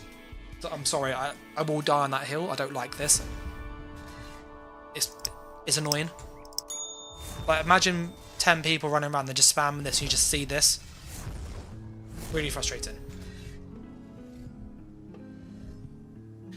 Craig said in Diablo Immortal they have a setting in the UI where you can change it, so you can turn down other people's effects. Yeah, that would work. I think Path of Exile does a similar thing as well. So definitely look into that. Nathan said what's on my head is a helmet. See? If you actually mean the skill, that's the heart from using Coag. So Coag puts a heart above your head, which I hope is in the wrong place. I think it should be in your chest, because that just looks really annoying. But I like what they're trying to do with it. So that's kind of the DK. I'm going to look at the two-hander now, because we're on 2H. Let's see what they got there. But DK looks fantastic. Okay, so we're going to put on all of these skills. Okay, so starting with uppercut. So we have the good old trusted 12k, same damage.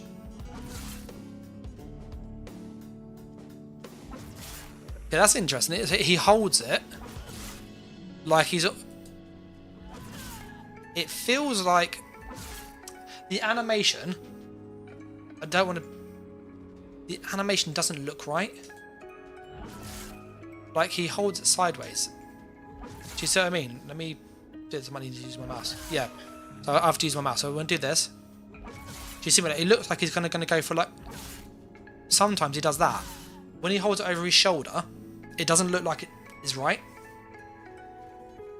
So that's okay. That will make sense. This one doesn't make sense. Make sense? Doesn't make sense. It's a cool animation. I like the visual feels really nice. Craig says you've never seen a samurai hold a sword.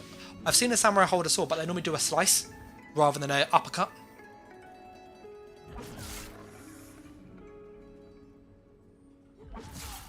Because it just like jumps. Because it starts from... It sounds silly, yeah? Okay. If you look at my mouse, imagine the sword is here. When it's here, it goes from here and then just teleports down here and goes up. So I'll see if I can try and catch that. So that's fine. Do you see what I mean? It just teleports back and then does it. It doesn't... It looks janky. The actual, like... That's quite cool. I like that. That's very nice. Very rewarding.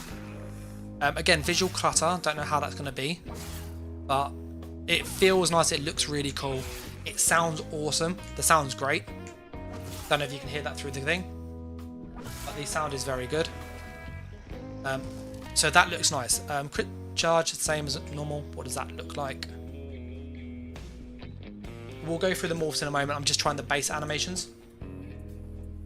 Nate says, is that the same animation as in reverse? Yeah, it looks like the overhead chop. We'll check that.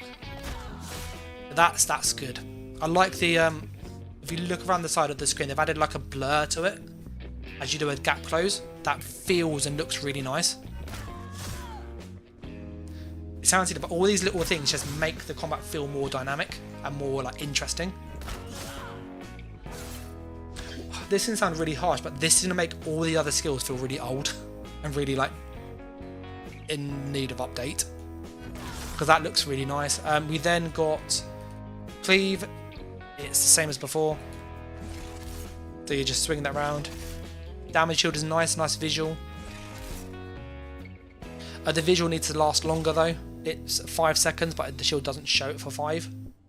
So just like if Zos watch, just make that shield last a bit longer, the visual, so you can see someone has it on them. Animation's nice, so reverse slice. That's what I'd expect from that second uppercut animation. That kind of movement. Oh, I know I'm going to moan about uppercut, but this makes sense. That one does not make sense. Oh, you then got momentum. Oh, that's quite cool. Oh, the sword's glowing as well. It glows a little bit. I can't work out if that's because of these buffs. Which I know it's going to be a bit annoying, but we're going to have to wait 20 seconds just to check. Because it wasn't glowing before. But you can see the glow on it. And then if it is glowing, we just need to check, is the glow from the skill, or is it from the buffs? Did they give the buffs the glow instead? So is the glow... Oh no, the glow's there from being a DK. Okay, that's interesting. Or maybe it's the special weapon. Animation seemed fine on that one. We then have Dizzying Swing. It sets them off balance, hit them off balance, stuns them. Enemies are immune to off balance or snared. It's exactly the same as normal. And the Wrecking Blow, you get Empower Major Berserk. Yeah, that seems fine. Let's go with Dizzy, because... Okay, so they have exactly the same animations. It would be nice, just like if they made... It sounds a bit silly, but when you do it, it has a slight different colour on this swipe. Like maybe green to kind of show it's a snare. So I think doing that will be nice, because I think it will be hard to work out if you've been hit with Dizzying Swing, you've been hit with Uppercut, or the other morph. We'll quickly change that. Go to the Wrecking Blow. Skyfire says, do your wings reflect damage back like in year 1? They reduce damage. It's not a deflection, so it's not like a reflect. It's a 50% damage reduction to projectiles. Last 6 seconds, it's very good. One morph applies it to group members for 25% for the same time. Very good. Wrecking Blow looks the same. Pickle and Peanut was saying, did it do anything to cross healing, Arca Rally and ball groups? Somebody said in the chat earlier, and I've not had a chance to look for the notes massively, that heal reduction is in. So if you have 3 heal over times, it reduces to 50% effectiveness. So if you have more than 3 heals, any additional heal gets less healing from you, so you can't stack heals as easily now. I can't confirm that without checking the PTS notes, which I'll check it after this. Some of the DK skills feel very broken for group play, so I need to look at the notes more to answer that properly, sorry. Those animations are both the same. Crit Charge, we got Stampede. That's the same as currently, and Crit Rush is the same as currently. So let's go with Stampede to see what that looks like. Yeah, that's awesome. They've used the DK. This is the DK take flight animation on the bottom. That's cool. They've reused that. But this is a good animation. When I'm talking about visual clutter, if you'll see this is what I mean. This is nice. It's subtle, but it's very clear what's happening. But when if we have like if you look at this, let me put on for a second. This one. You'll see what I mean with visual clutter. So if I'm playing first person, I can't see it. I can see absolutely F all. Look. I just see orange. Oh, we're on a bridge now. If you're doing it, you literally walk around and you go, oh, no, I'm in water. That didn't work. they need to change that. This is a really good example of what they should be like. This is clear. It's subtle. It's not obnoxious. This is like the standard I think they should do for the animations. This kind of effect. It's nice. It's not over the top. It's not ridiculously strong, like obnoxious. Because I'm sorry, if you're playing PvP and you're getting this on you by 3 or 4 people, you cannot see anything. I'm just going to change the morph now that we found out how we can. Let's go down to spec here. We then got Crit Rush. So just see if that looks any different. But I would have to say they've done a good job with this. Like overall, I'm very, very impressed. Oh, that's nice. It glows red. Yeah, do you see the side of the screen? Again, this is what I mean with the uppercut. The side glows red, whereas before it glowed grey. Again, it's a subtle hint, but it tells the player this is a different morph. The weapon glows, the side of the screen glows, it's going to do something different. So if I put it back to the base, you'll see exactly what I mean.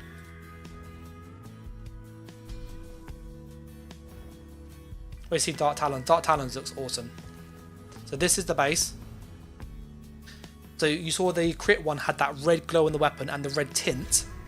The base does that. Oh, and I think it's the same actually. Maybe I'm thinking of the DK one.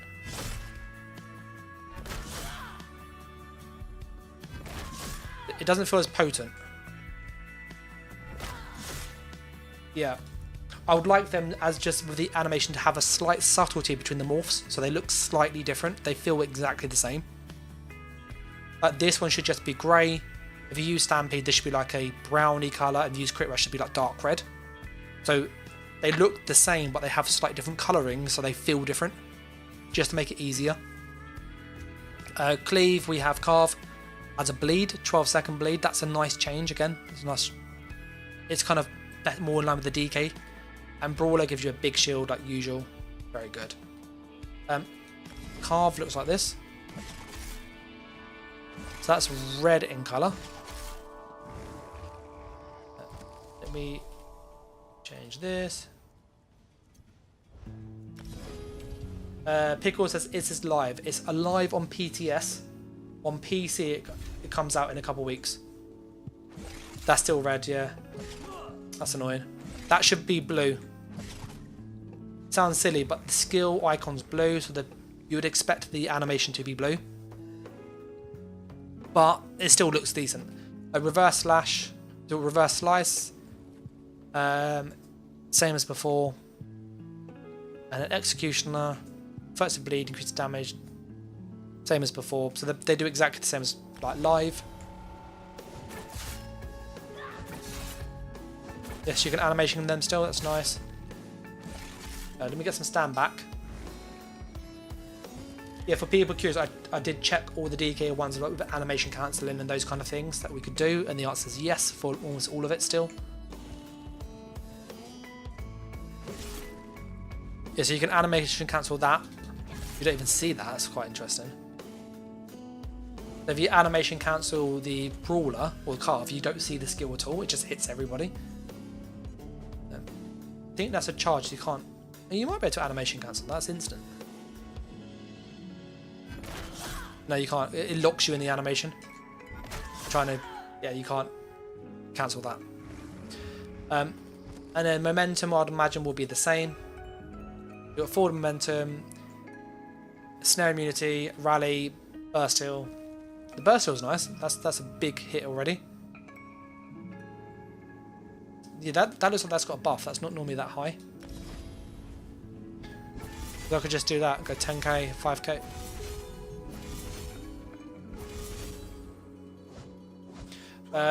What about just like attack and everything? They look the same.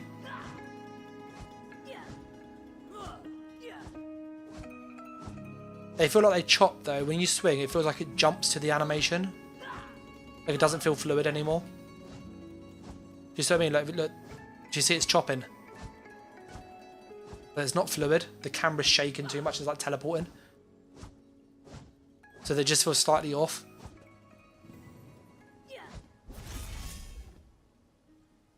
Oh, that's nice. With the on the in-game tracker, it tells you the duration, but also the buff stack down here. That's really nice. That's subtle. And you can see, okay, get a big heal. No, that's insane. That's 33k. That's obviously 15. I've been 15k burst heal in PvP. That's ridiculous. Rally looks like it's going to be a really big heal again, like it used to.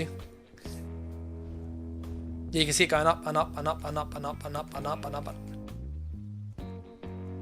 Look at that, sorry.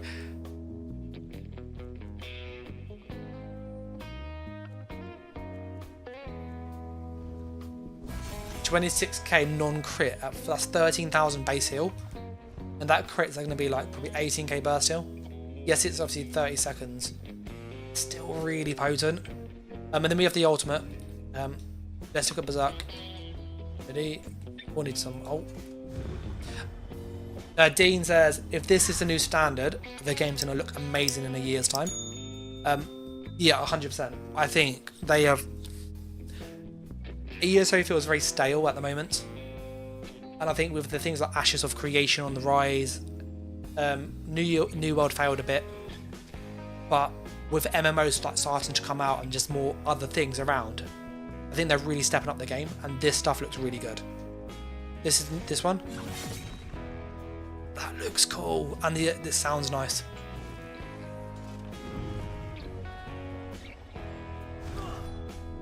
Like their sound team for these animations is really good.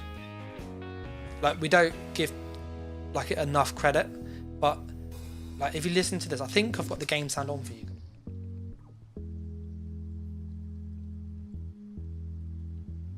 Yeah, I do have the game sound on. I'm just going to turn it up for you though, so you can hear it a bit better. It might be quite loud, so if it's really loud, just say. And I'll turn my music down. I can't multitask, I'm really bad for multitasking. Sorry about that. So, this is what, listen to this. Oh, that is a satisfying sound. That sounds awesome. So this might be very loud in your ears, so apologies. I'm going to do uppercut, and this is what this sounds like.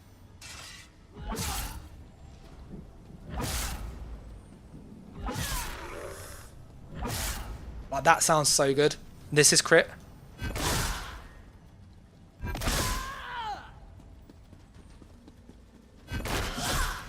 And this is brawler.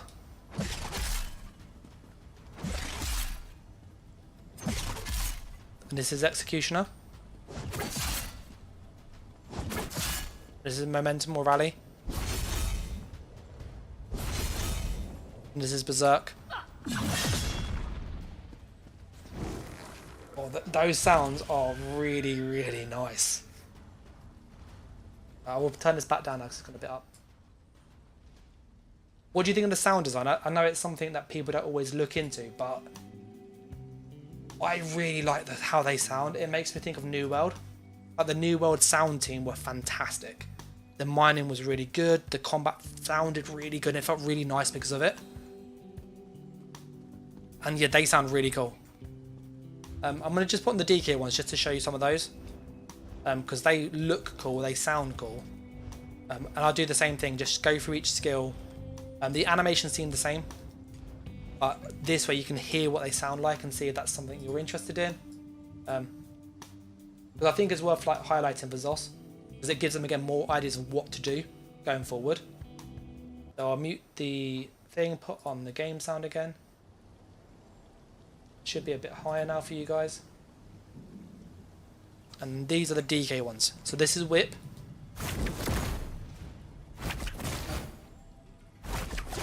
This is embers.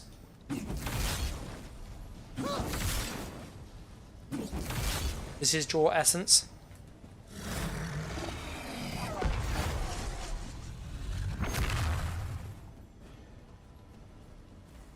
This is that one. That's Firekeeper.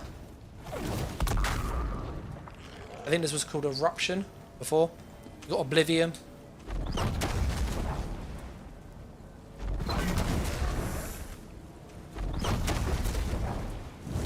And I'm going to show the ultimate in a sec.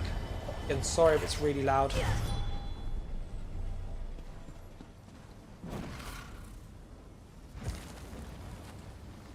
No, it gives me a reason to play the umbrella one. This is the standard.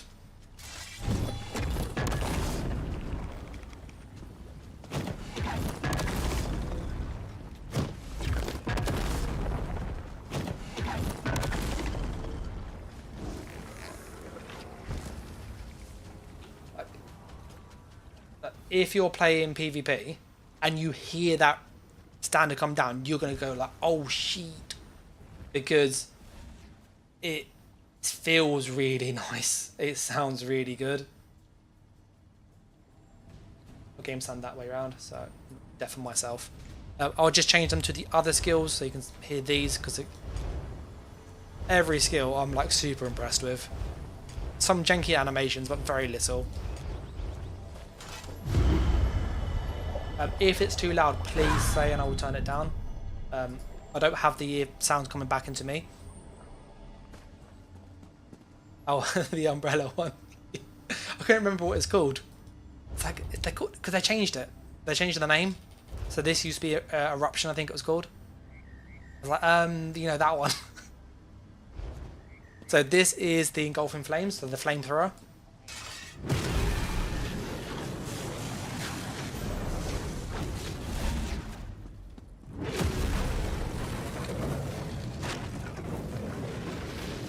This is Talons.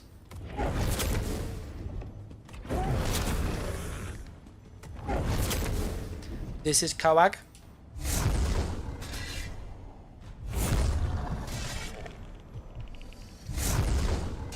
This is Wings.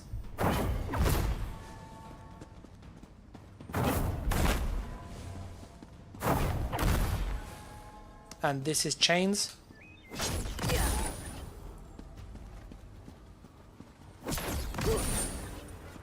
And this is Leap.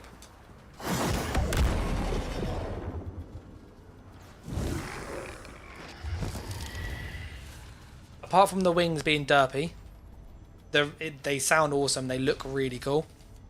And then for the Earthen Heart, this is what everything sounds like. So you got Poop Rock, which is actually very good now. This is actually really, really good. So I will probably use this. I never thought I'd use Poop Rock, as people call it, but this is really good. It also looks pretty decent, look.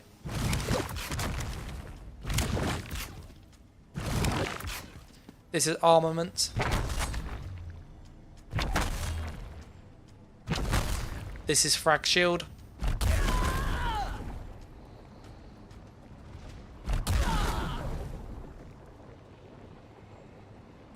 This is Spiked Armor. The hard, not Spiked Armor, sorry. This is the Earthen Shield, so the shield one. This is Shattering Rock. It does explode on adds this as a target dummy that can't be stunned, but it does sound better. And then this is Corrosive.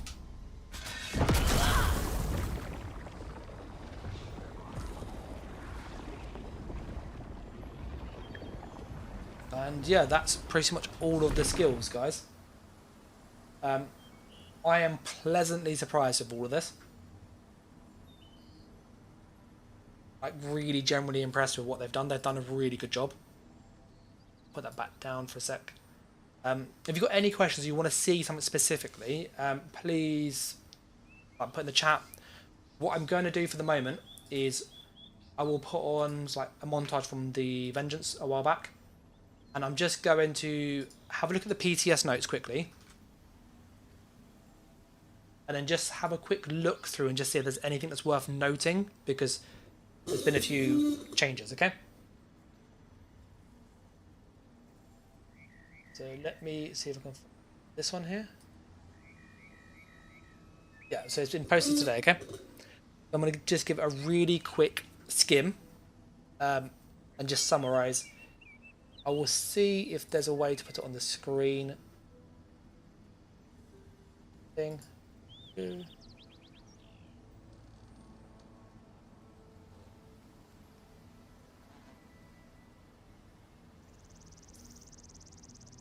Okay.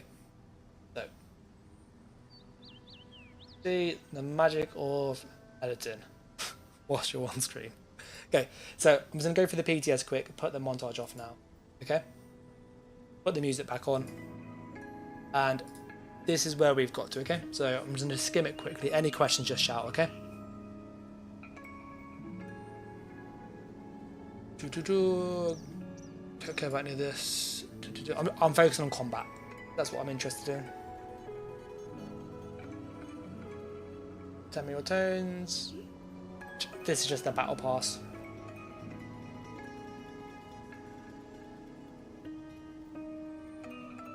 I like this, that they give everybody the Warden now, and these. I would like them to give them the Arcanist as well, and the Necromancer. If you want people to try those stuff. And I get they're giving the Warden because they're going to refresh it next, so I can see why they're going to do that. But yeah. Base game, combat refresh. So the Dragonknight class and two-handed skills have both seen updates to the visual effects, animations and audio effects for active abilities. These updates range from simple upgrades that retain the original flair and flavour to some that are larger in scope and completely new visuals or audio language. Each of the class skill line passes now also include flavour text to help ignite your imagination, don't care about that. In addition, many DK abilities and passes have seen functionality and balance updates in efforts to help reinforce their core identity, which are detailed in the comment balance section of the patch notes. Existing character progression of the impact ability and skill lines will be updated as well. Characters who have leveled up an ability or skill line see that progression respected automatically. That's nice, you don't lose your progress, that's awesome. When it drops, a bonus event will help players catch up in skill ranks. We make significant changes.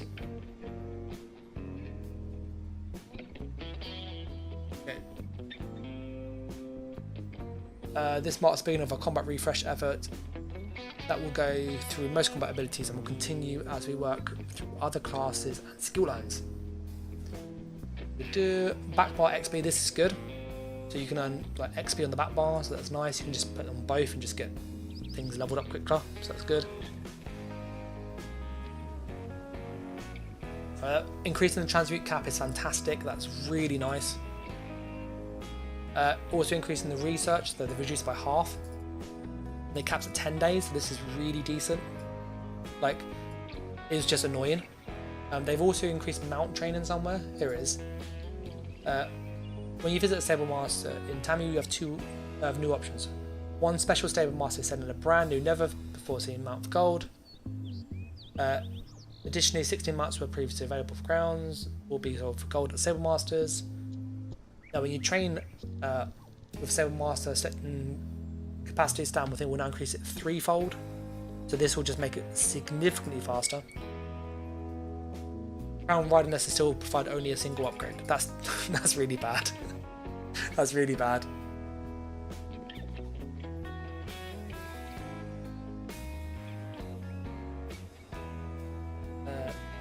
Respec for free, super nice. I like that. We've made improvements to Vampire Quest.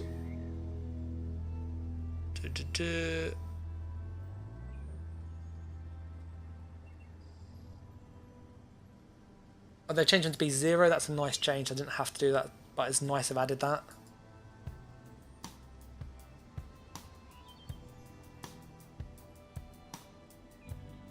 Then tooltips for Battle Spirit doesn't reflect the updated Battle Spirit, but will in future PTS. I'll look at this in a moment. And then this is the general combat. So apparently there's lots of changes here. We're not going to go for the DK Massive because we've shown it on stream, but we'll look at the general ones, okay? The UI stuff. The Resurrection has become significantly less frustrating when using high intense combat. The act of casting a Resident Alley can now be done by moving rather than cancelling itself if you move. That's nice. Casting Resurrect will now limit your move speed to 10% of your current speed. That's really good. So then if you go for the resurrect, you can't just stand still. You have to kind of move a little bit, but not, you know, not like locked in place, whereas, you know, currently it's really annoying. So that's quite a nice just change, especially like in PvE. If people die in a circle, you can kind of start the resin and move out of the red AoE if it comes to you, which before you can't. Loads of cool changes with DK. We've already seen this. Okay, absolutely tons there.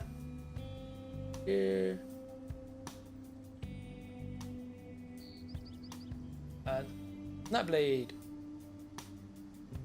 That's mark target bug.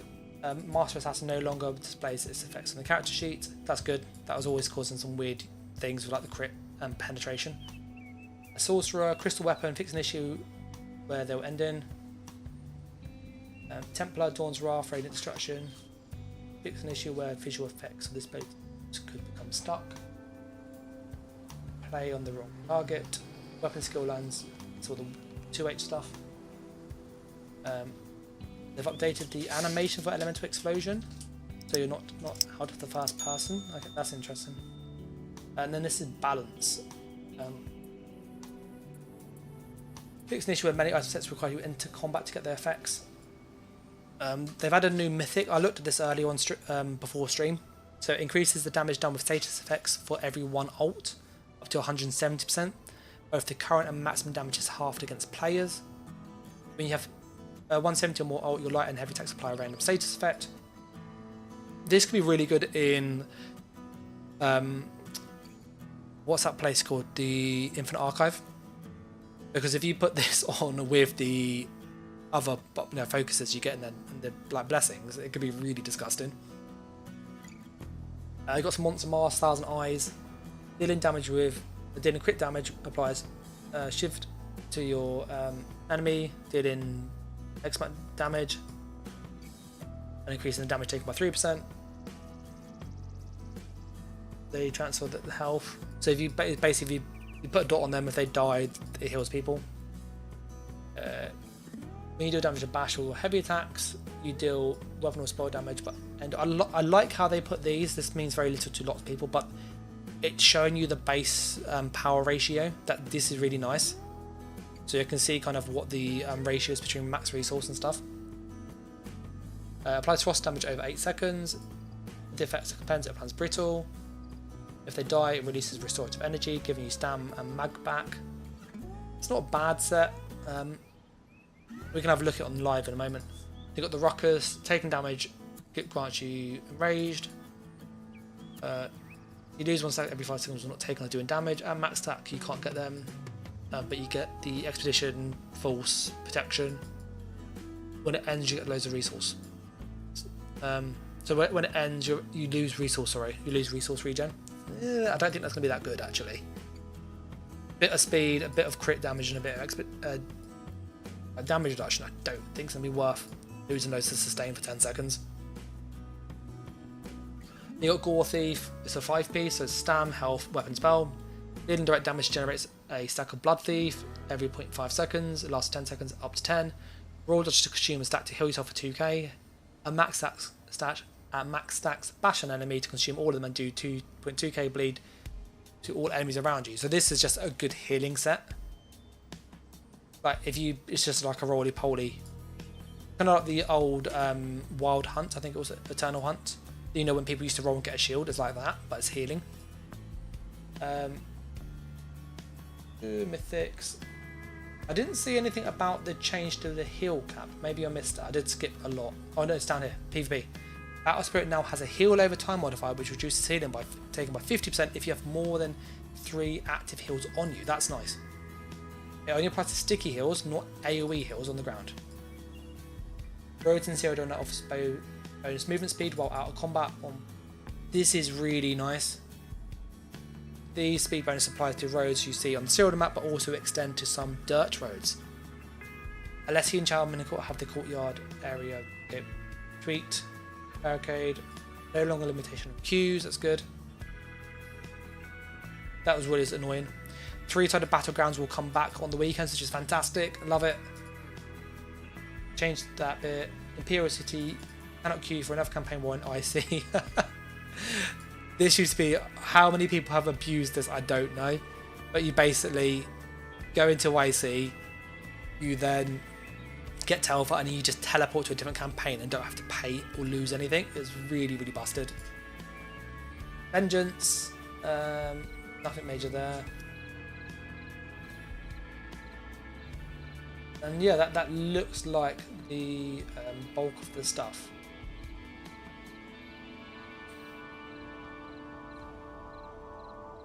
Just checking there's nothing else. Yeah, so that looks like the bulk of all of that. Delete that one. There we go.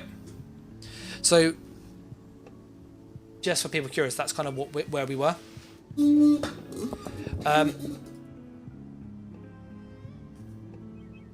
Nimidium, I think it's pronounced, says so. Is the class ruined or is there hope? Could it be a tank anymore? It's really good Nimidium. It's basically like it's going to be one of the best classes.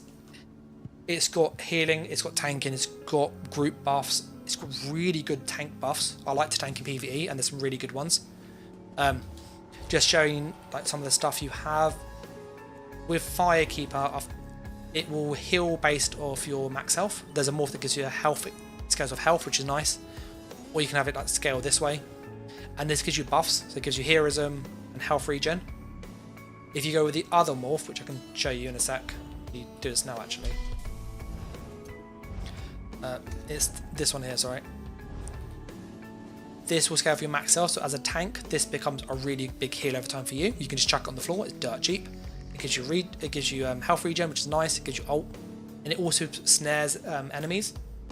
So for PvE, this is fantastic because you've got a massive AOE. You know, it's 8 meters. It's decent. It's also a really big snare. So you pull everybody in, and they're just instantly snared, and you're healing. Really nice for PvE. The Firekeeper is a nice heal over time if you can sit in it in PvP, and if not, you get some nice buffs. So really good change there. This is in the Ardent Flame, by the way. You then have Burning Embers, which is a nice heal over time. It scales off your max health. So if you're a tank, stacking health means you get a good heal over time, which is super good for PvE. Flame Lash just heals you as you do damage. The healing doesn't seem to scale that badly with damage, it seemed. I can quickly check that. Let me just take off this. But our damage has dropped now to 4k. I'm going to the back part, 3 to 6. Yeah, so the healing, this healing, it doesn't scale well with damage. It scales, but not massively well. So the healing is going to be good if you want to have this as just a bit of damage and some healing. It's not for a tank, but you've got that option, and it applies on every hit, not just off balance hits, which is super, super good. You also then have this skill here, so if I go and change that for a second. So you can put on Cauterize, which gives you an ally's healing and prophecy and savagery. So again, you might not use this as a tank, but if you want to like support because you're in a pug and you need some healing, you just chuck it on. It's not huge, but it's still free healing. It's pretty cheap, and it's got a big radius, 15 meters. The shifting standard, you can change to standard of might. This is really good for tanking. It gives everybody 800 weapon and spell damage, and it also reduces their damage by 25%. And lasts 15 seconds. This is really, really good for tanking. You then also have the Draconic power. You've got Dragon Blood, so this is a big burst, still scales off your damage, but you also get the missing health. And the other morph, if you want, it increases its healing based on missing health, and you also get its scale of max health, this part. So this is of missing health, but this one, this basically scales of your max health. So then this becomes a big burst heal for a DK if you stack health, which is super nice. But this is like your burst heal on a tank now, which is great. Talons is really good. So you've got Choking Talons, which applies minor main, which is great. It also has an immobilize, and it's got the good synergy, so this is still a really good skill. Burning has a nice dot if you want. Engulfing, you'd probably use Disintegrating if you want Breach, but this should be applied by somebody else, but you have this. I wouldn't use this for a tank. I'd probably just use Puncher, personally. Fleet Step is fantastic.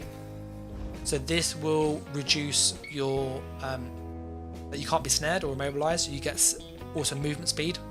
And it also stuns people around you.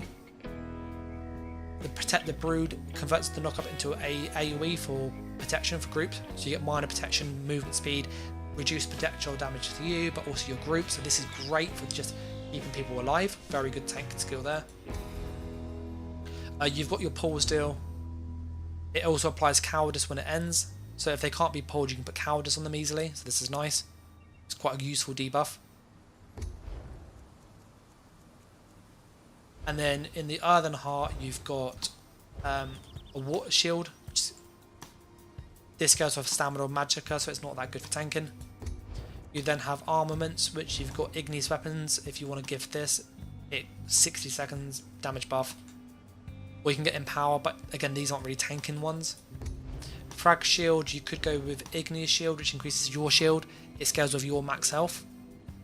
You also get mending, or you can go with frag shield. This gives bits to allies. You then have Shattering Rock, which gives you a big heal if you can get stunned. It also applies breach, so minor breach, so you got access to minor and major breach now quite easily in the kit, which is awesome. The armor buff has a big shield. This scales off your health. So, you know, I've got 25k health and this is 8k with like 30, 40k health. It's gonna be like 12, 13,000. It's gonna be a big shield. And or you have a big dot, so you've got some good choices there. But that's kind of how the DK would be in a tank. So it's very good for tanking, decent for healing, decent for damage. So yeah, I'm very impressed with the class. Kenny says DK changes happened already. They're on the PTS in week 1. That's what this stream's gone through. It's covered everything, like all the skills, the different morphs, how it would work in PvP, PvE where appropriate. You know, that's not my expertise, but I do play it. Also touched on the 2H stuff.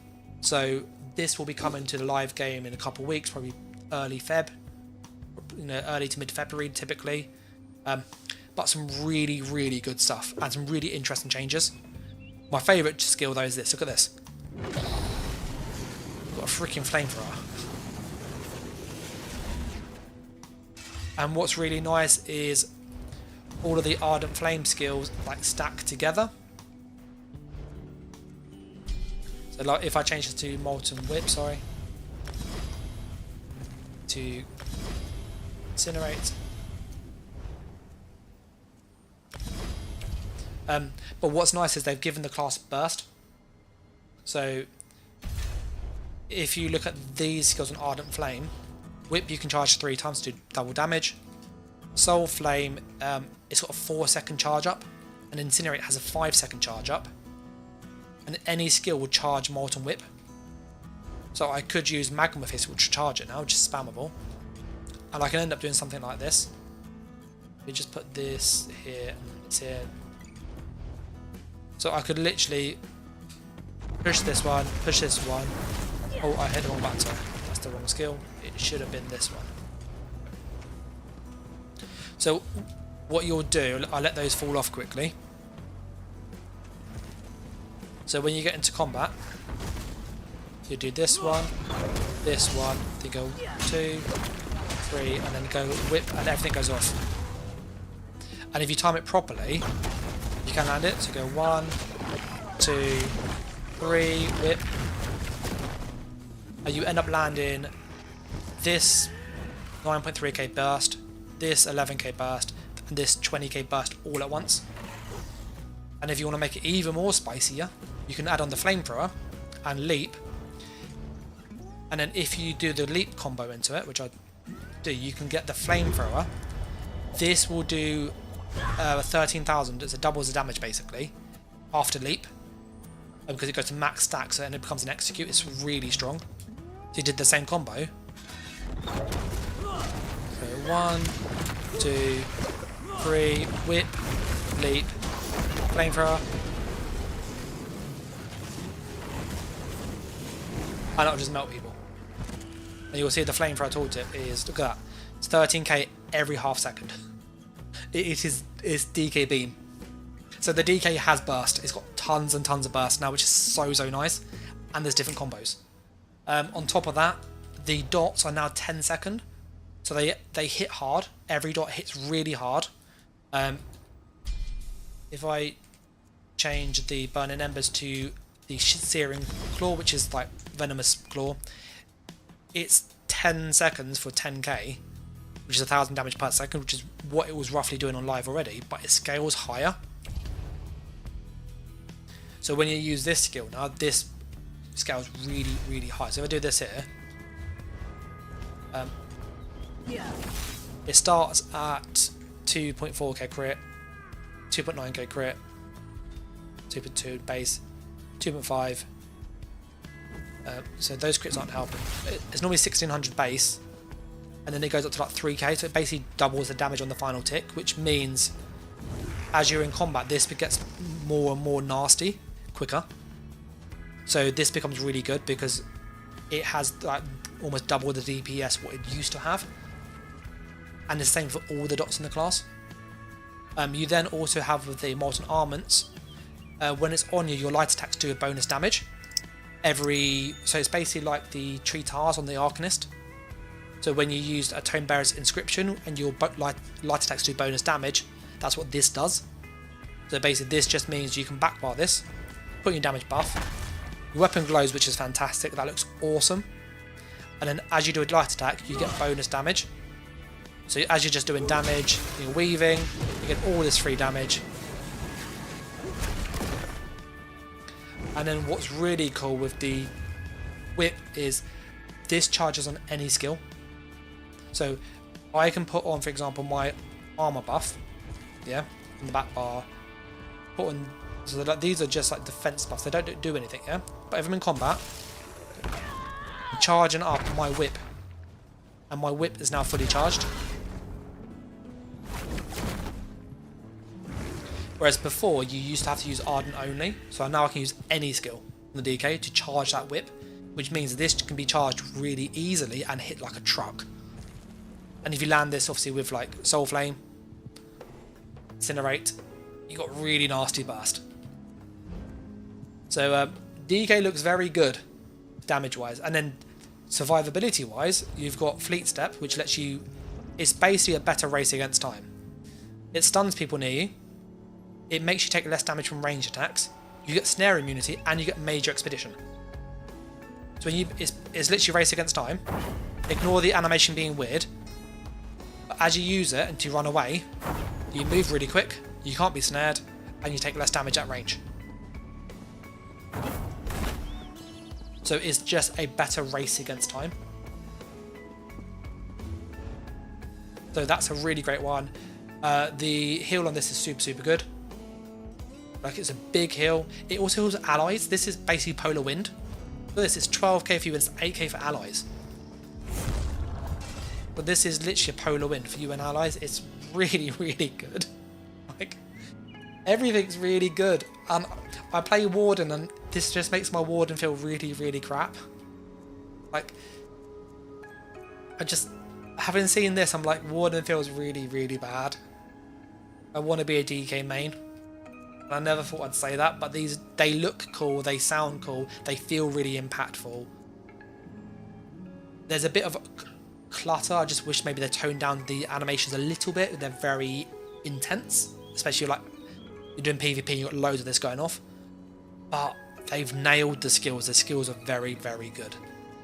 So I'm very happy as a PvP creator. I think this is fantastic. This is like what it needed. So yeah, I'm going to kind of call the stream here though, because I've got work in the morning. If those people are curious kind of where I've been, we're having building work. So my house has literally got holes in the walls, windows cut out, all sorts of stuff. But it's kind of at a place where it's much more stable now, so I should be able to get back into content creation again.